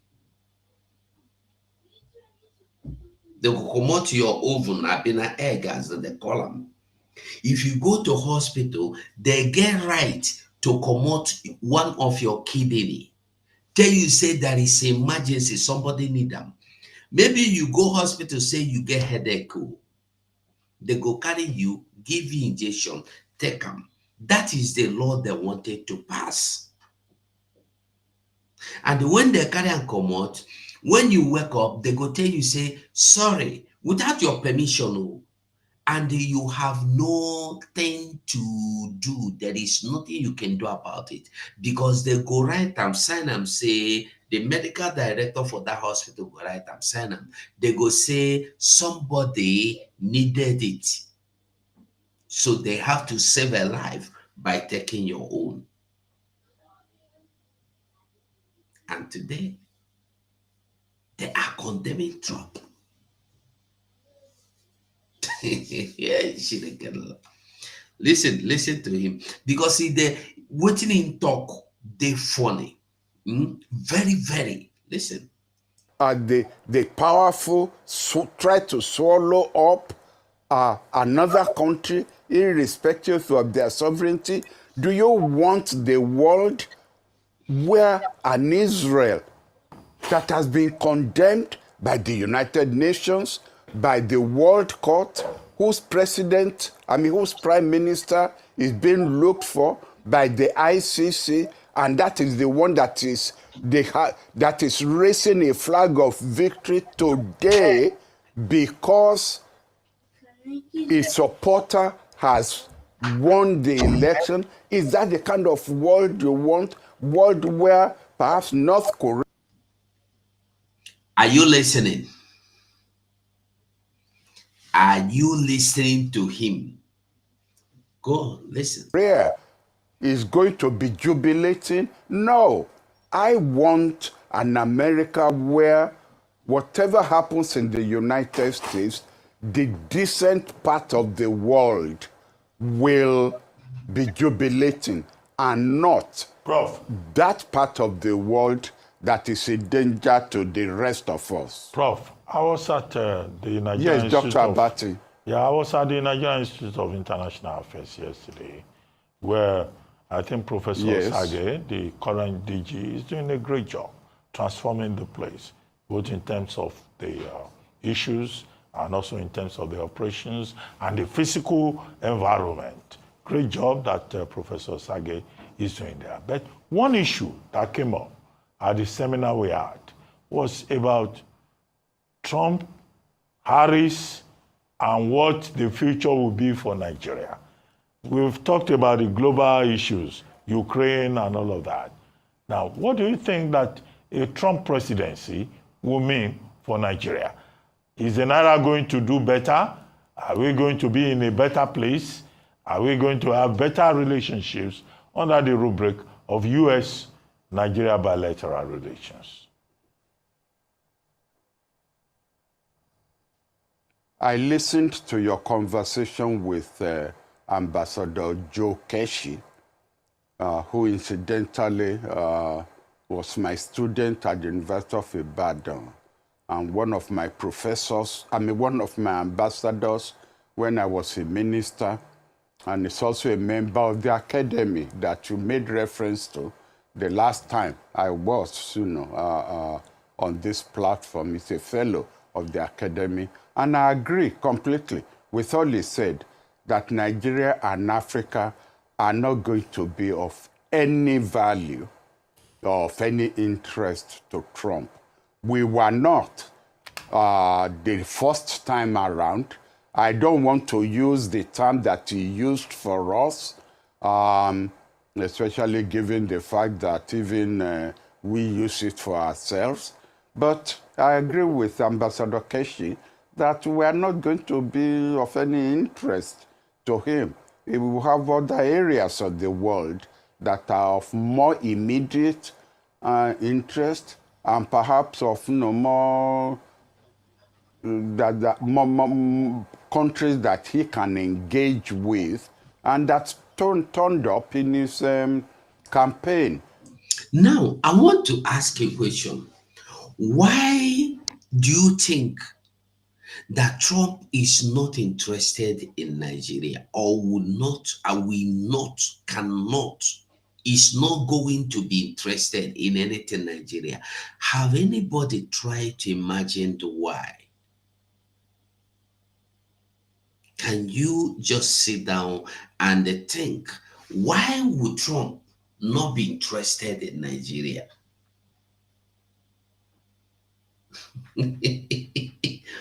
I want to ask you a question. If you watching me, Helen, you watching me, who is this one? He's saying be Kopa Hanoski. He said, chat me on message, baby. Who is your baby? Wedding king, and are you in the call, baby? Anyway, Weddy King, if you are the president of America now, what do you think you would have with Nigeria? Nigeria, that every investor in it is running away. Every, not some, everyone has gone. What would you want to do? A country that forgives Boko Haram and they employ them into Nigeria army. A country that are proposed to build houses for the repentant Boko Haram in another man's land. Another man that the same Boko Haram have chased into IDP camp. What do you think you would want to do with these people?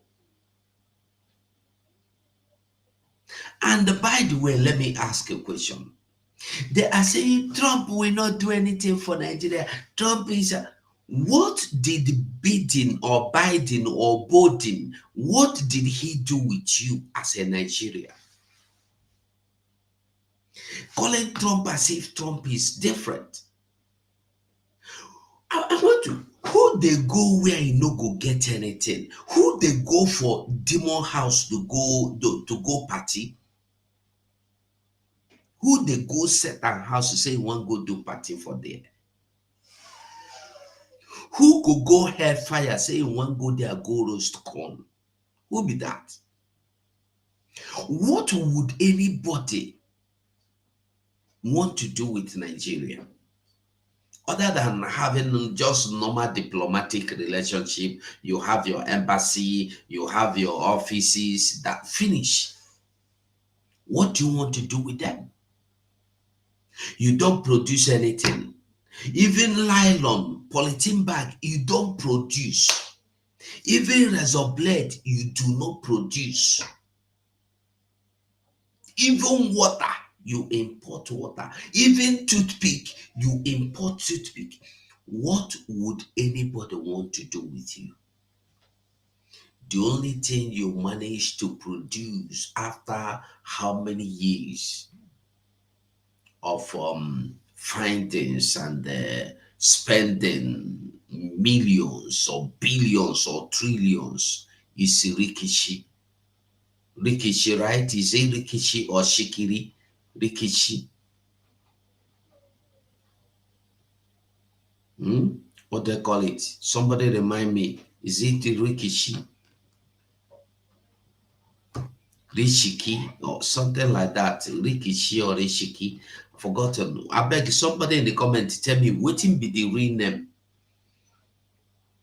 They invested a lot of money to tell you they have come up with the rikishi. So, what would United States of America want to do? Kilishi, Kilishi, thank you. Thank you, thank you, thank you. Thank you so much, my dear. Kilishi. What do America, what did they want to do with the Kilishi? That thing, you see where they keep them? Flies, they go there, go sleep, do karate, do jigging, do kerewa on top. And after they go carry them, give you, you got them chop. Hey, it's sweet. I eat that thing. God, the same person. Something they do with a piece of cloth, piece of waterproof. Give us to eat. You see how wicked these people are. So what would America want to do with people that produce kilishi? After 5 years of going into underground, after 5 years of underground, they come up with rikichi, kilichi. They come up with the kilishi. No, but jokes apart, Nigeria is not calling any country, any world order, any world power. Hey, we want to build our own, we want to begin to manufacture things. We want to begin to do this one. Nigeria is not interested in her children that do not go to school, but they can produce aeroplane to fly. They are not interested. They are only interested in politicians that will be there. Carry my bag today, tomorrow I will make you ambassador. Go there and steal your own money. That is all they want. You think, okay, now, let me tell you something. Do you see Burkina Faso?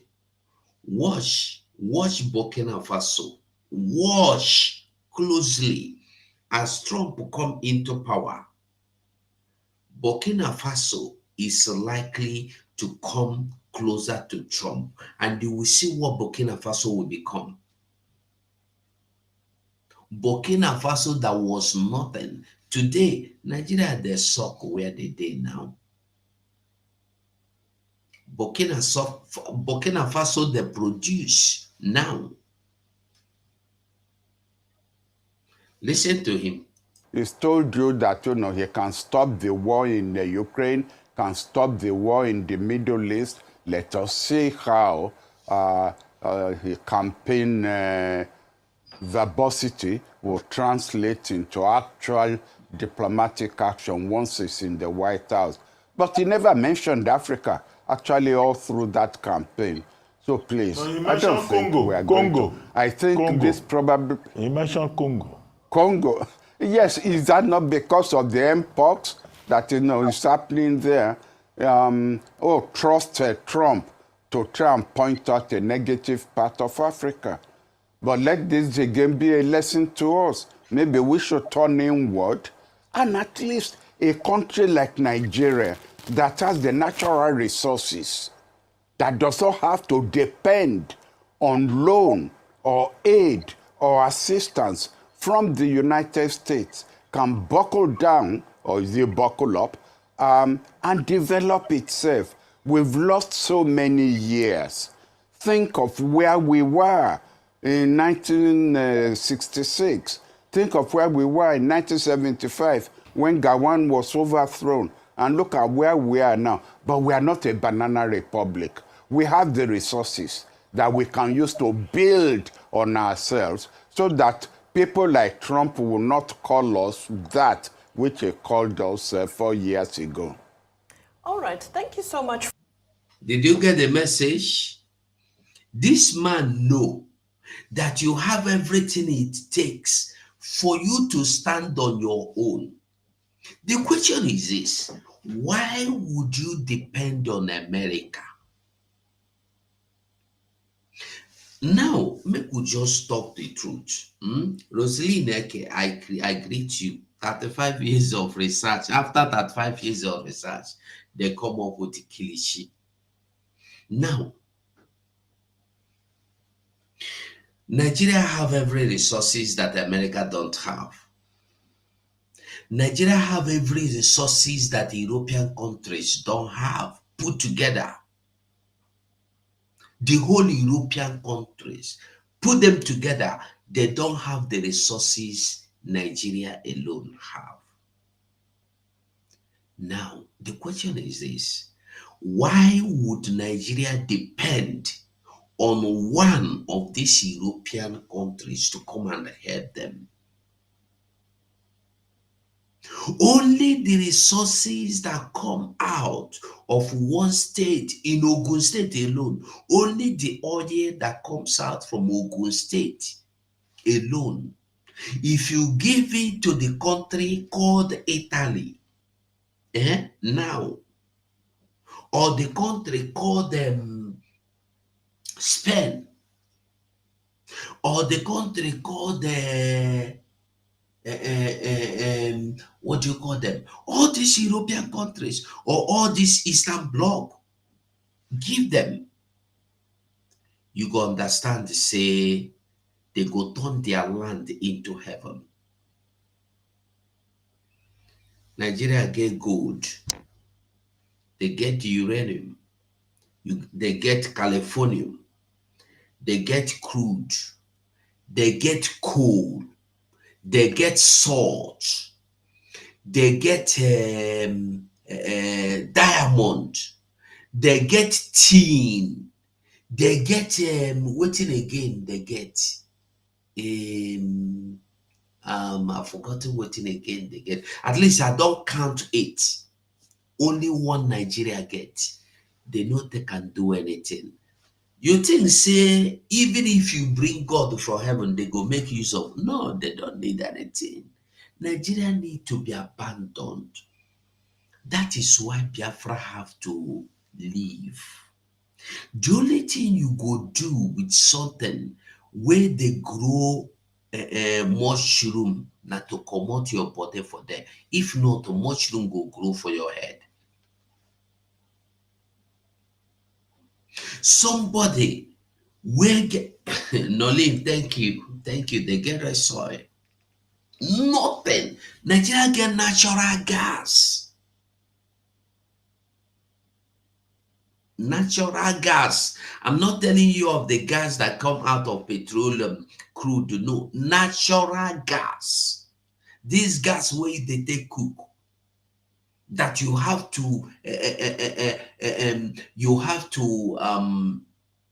take to refinery and refine to separate. No, this one is natural gas. All you need to do, put your pipe, boom, you go send them away. Something that Europeans need to live. Because of coal, they need this natural gas. Give that natural gas to any European country now. They go tell Russia to go to hell. That is what they don't have. Nigeria get that. Yet, nothing.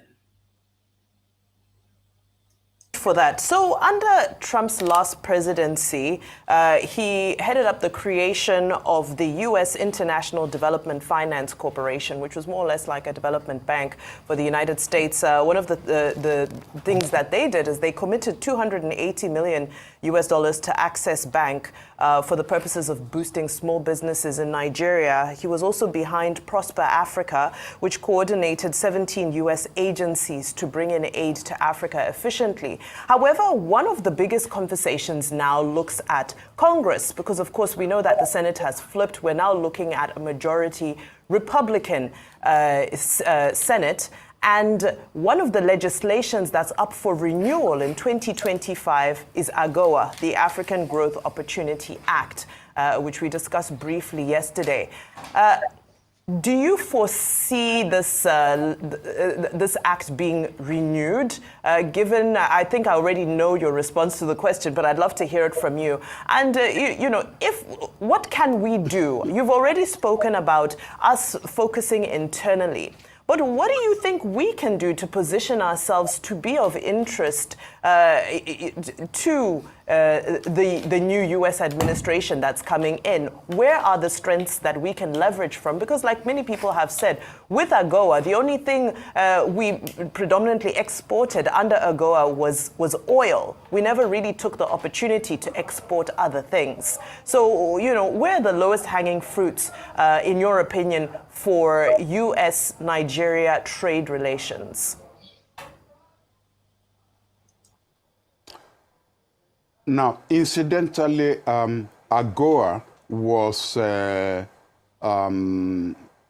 introduction by George Bush, the son, a Republican, but not Trump's Republican wing of the party. But in terms specifically your question as to the low-hanging fruits, you've got gas, you've got still this crude oil. These are things that are under the control of the Nigerian government. You've got Dangote's refinery, the biggest in the world, that we should give support to so that they can even export and generate, because our problem is foreign exchange. If they could generate foreign exchange for us, then our currency, we could build up the value and take that out of that burden off our shoulder of a diminishing currency. Incidentally, I looked at the statistics by the board of, whatever board releases statistics for us. And I discovered that, in fact, the percentage of non-oil export has been growing. Now, we should build on that, and you will ask me how. The fact is, reduce the number of agencies, government agencies that you have at the port. I remember when President Jonathan was there, he gave orders to reduce. This was when Okonjo-Iweala was Minister of Finance. He gave instructions to reduce the number of government agencies who, through their bureaucracy, allow fruits to rot in those containers before they are shipped out, and they are then of no value. Now, that instruction was never carried out, and those government agencies are back there. If you know the number of government agencies that are at our port, it's disgraceful. Those are the things that the government can do that can build on the value that we add to ourselves and to world trade. Look, we've got even Nigerians whom we should be proud of.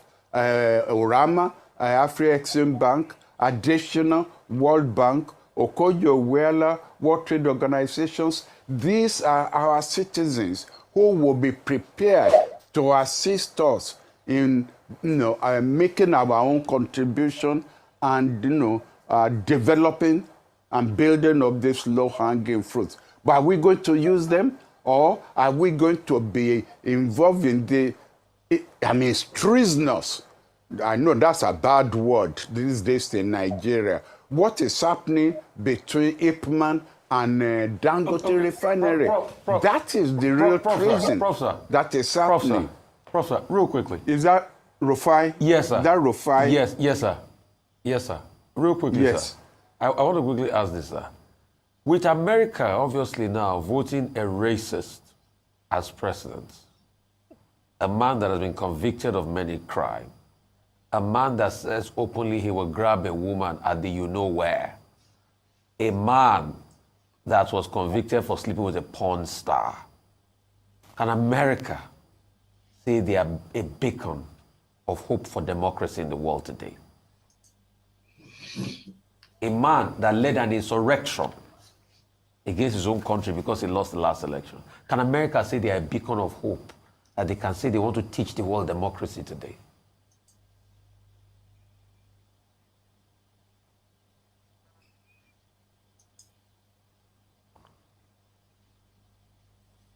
I can't hear you. Okay, I said, can America, after voting Trump with all of his vices, can America boldly say that they are a beacon of hope to the world as regards democracy? Of course not. Why do you think I'm so upset? Of course not. Because of the message it is sending to the rest of the world. It is not encouraging. It isn't encouraging. And that is why I'm so upset. We should not be digging at the bottom of the barrel for our leaders. That's what America has done.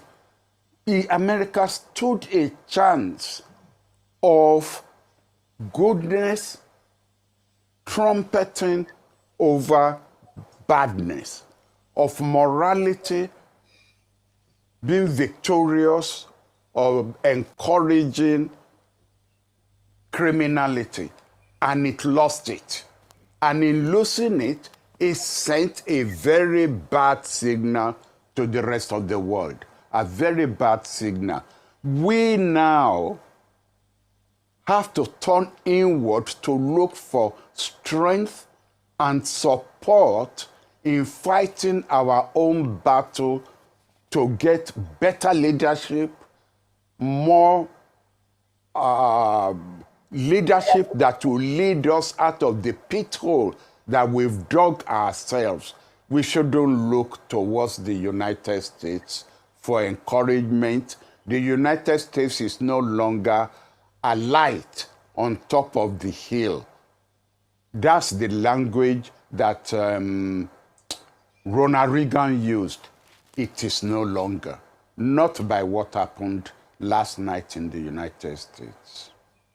Well, Professor Bolaji Akinyemi, we thank you so much for your time this morning and for your valuable analysis, and we wish you a wonderful day. And as the news does set in and the reality sets in. Quickly, before we go, I want you to see this news that just broke out now. I want you to look at this news. Nigeria police arrest secretly arraigned woman who lamented the rising killing in Sokoto for embracing Governor Aliyu.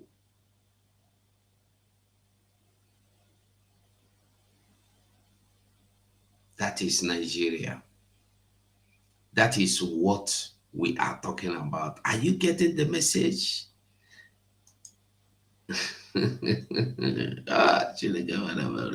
This is what people, this man you saw now that called himself Bolaji Professor.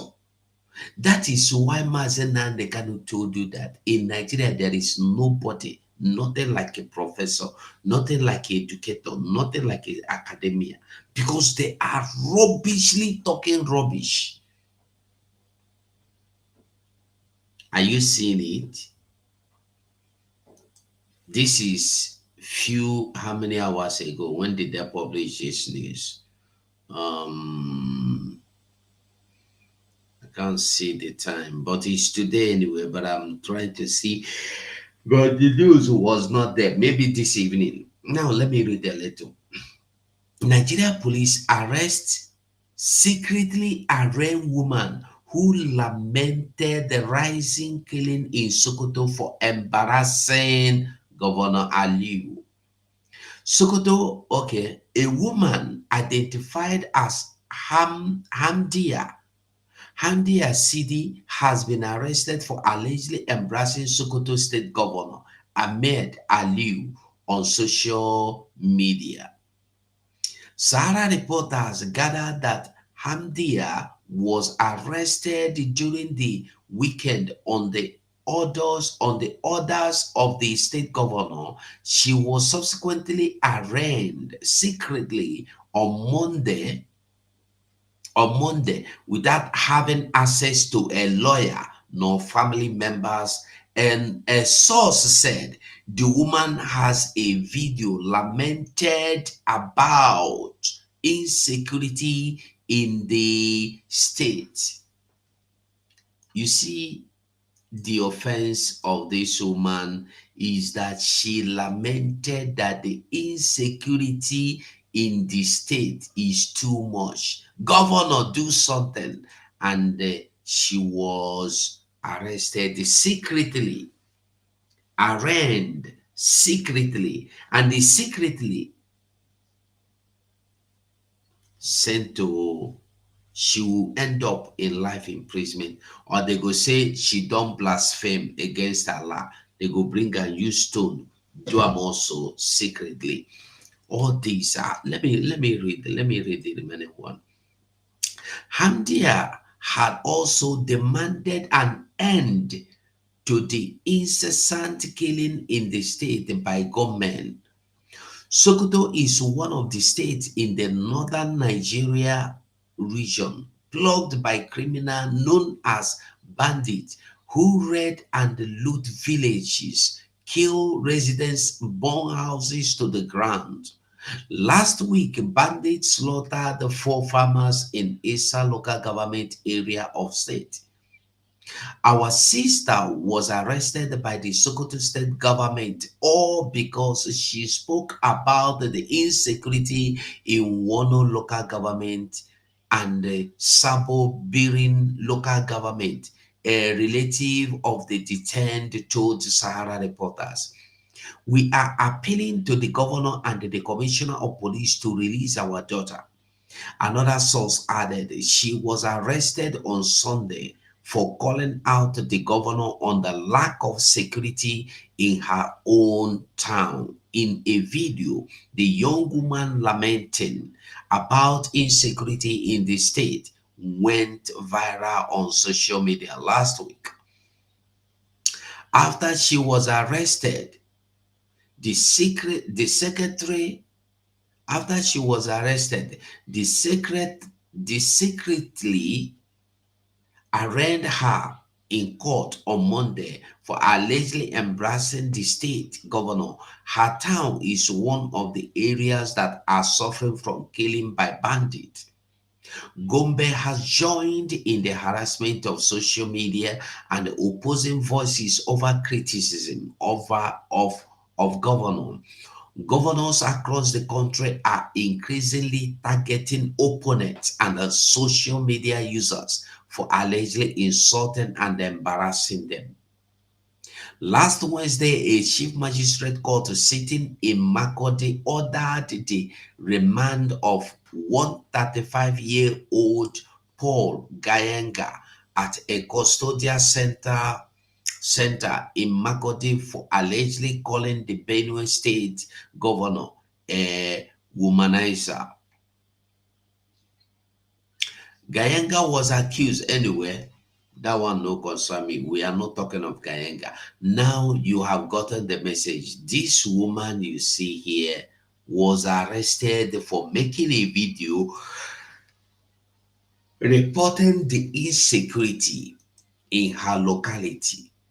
She was arrested secretly, not denied access to lawyer, denied access to everything. This is beautiful Nigeria. I beg you, like this video for me. Like them, try like them. I go stop here until we see again. We will see soon. In few hours time again. We go see. Thank you all for supporting me. Thank you all for being here. Thank you all for your support. I beg you try and endorse me by liking my video or at least disliking the video. God bless you all. One thing we must know is that this Biafra, this Biafra, that's something I remember now. One thing we must know is that this Biafra is not anybody's own. This Biafra is for everybody. It's not Simon Ekpa's Biafra. It's not Nnamdi Kanu's Biafra. This is our Biafra. Anything you know you can do to support this freedom, I beg, do.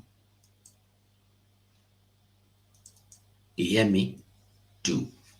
So, Facebook, we have to go from here. So I go say to every one of us, on a good night, on a good day. But we must remember that our Prime Minister, there will be emergency, we remember government of Edo State, government of hold on, Aludo, government of Aludo, government of Aludo State.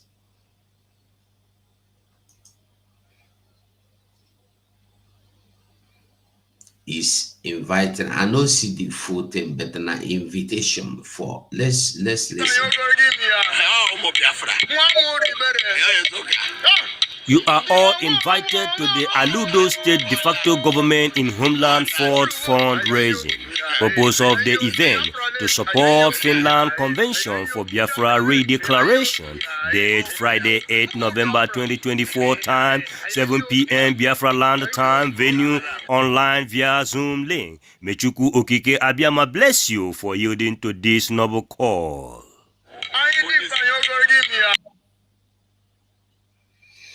So Nadia will go stop on this night. I will say thank you so much for being part of this program.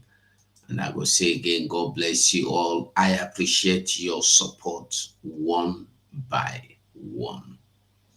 Good night from here.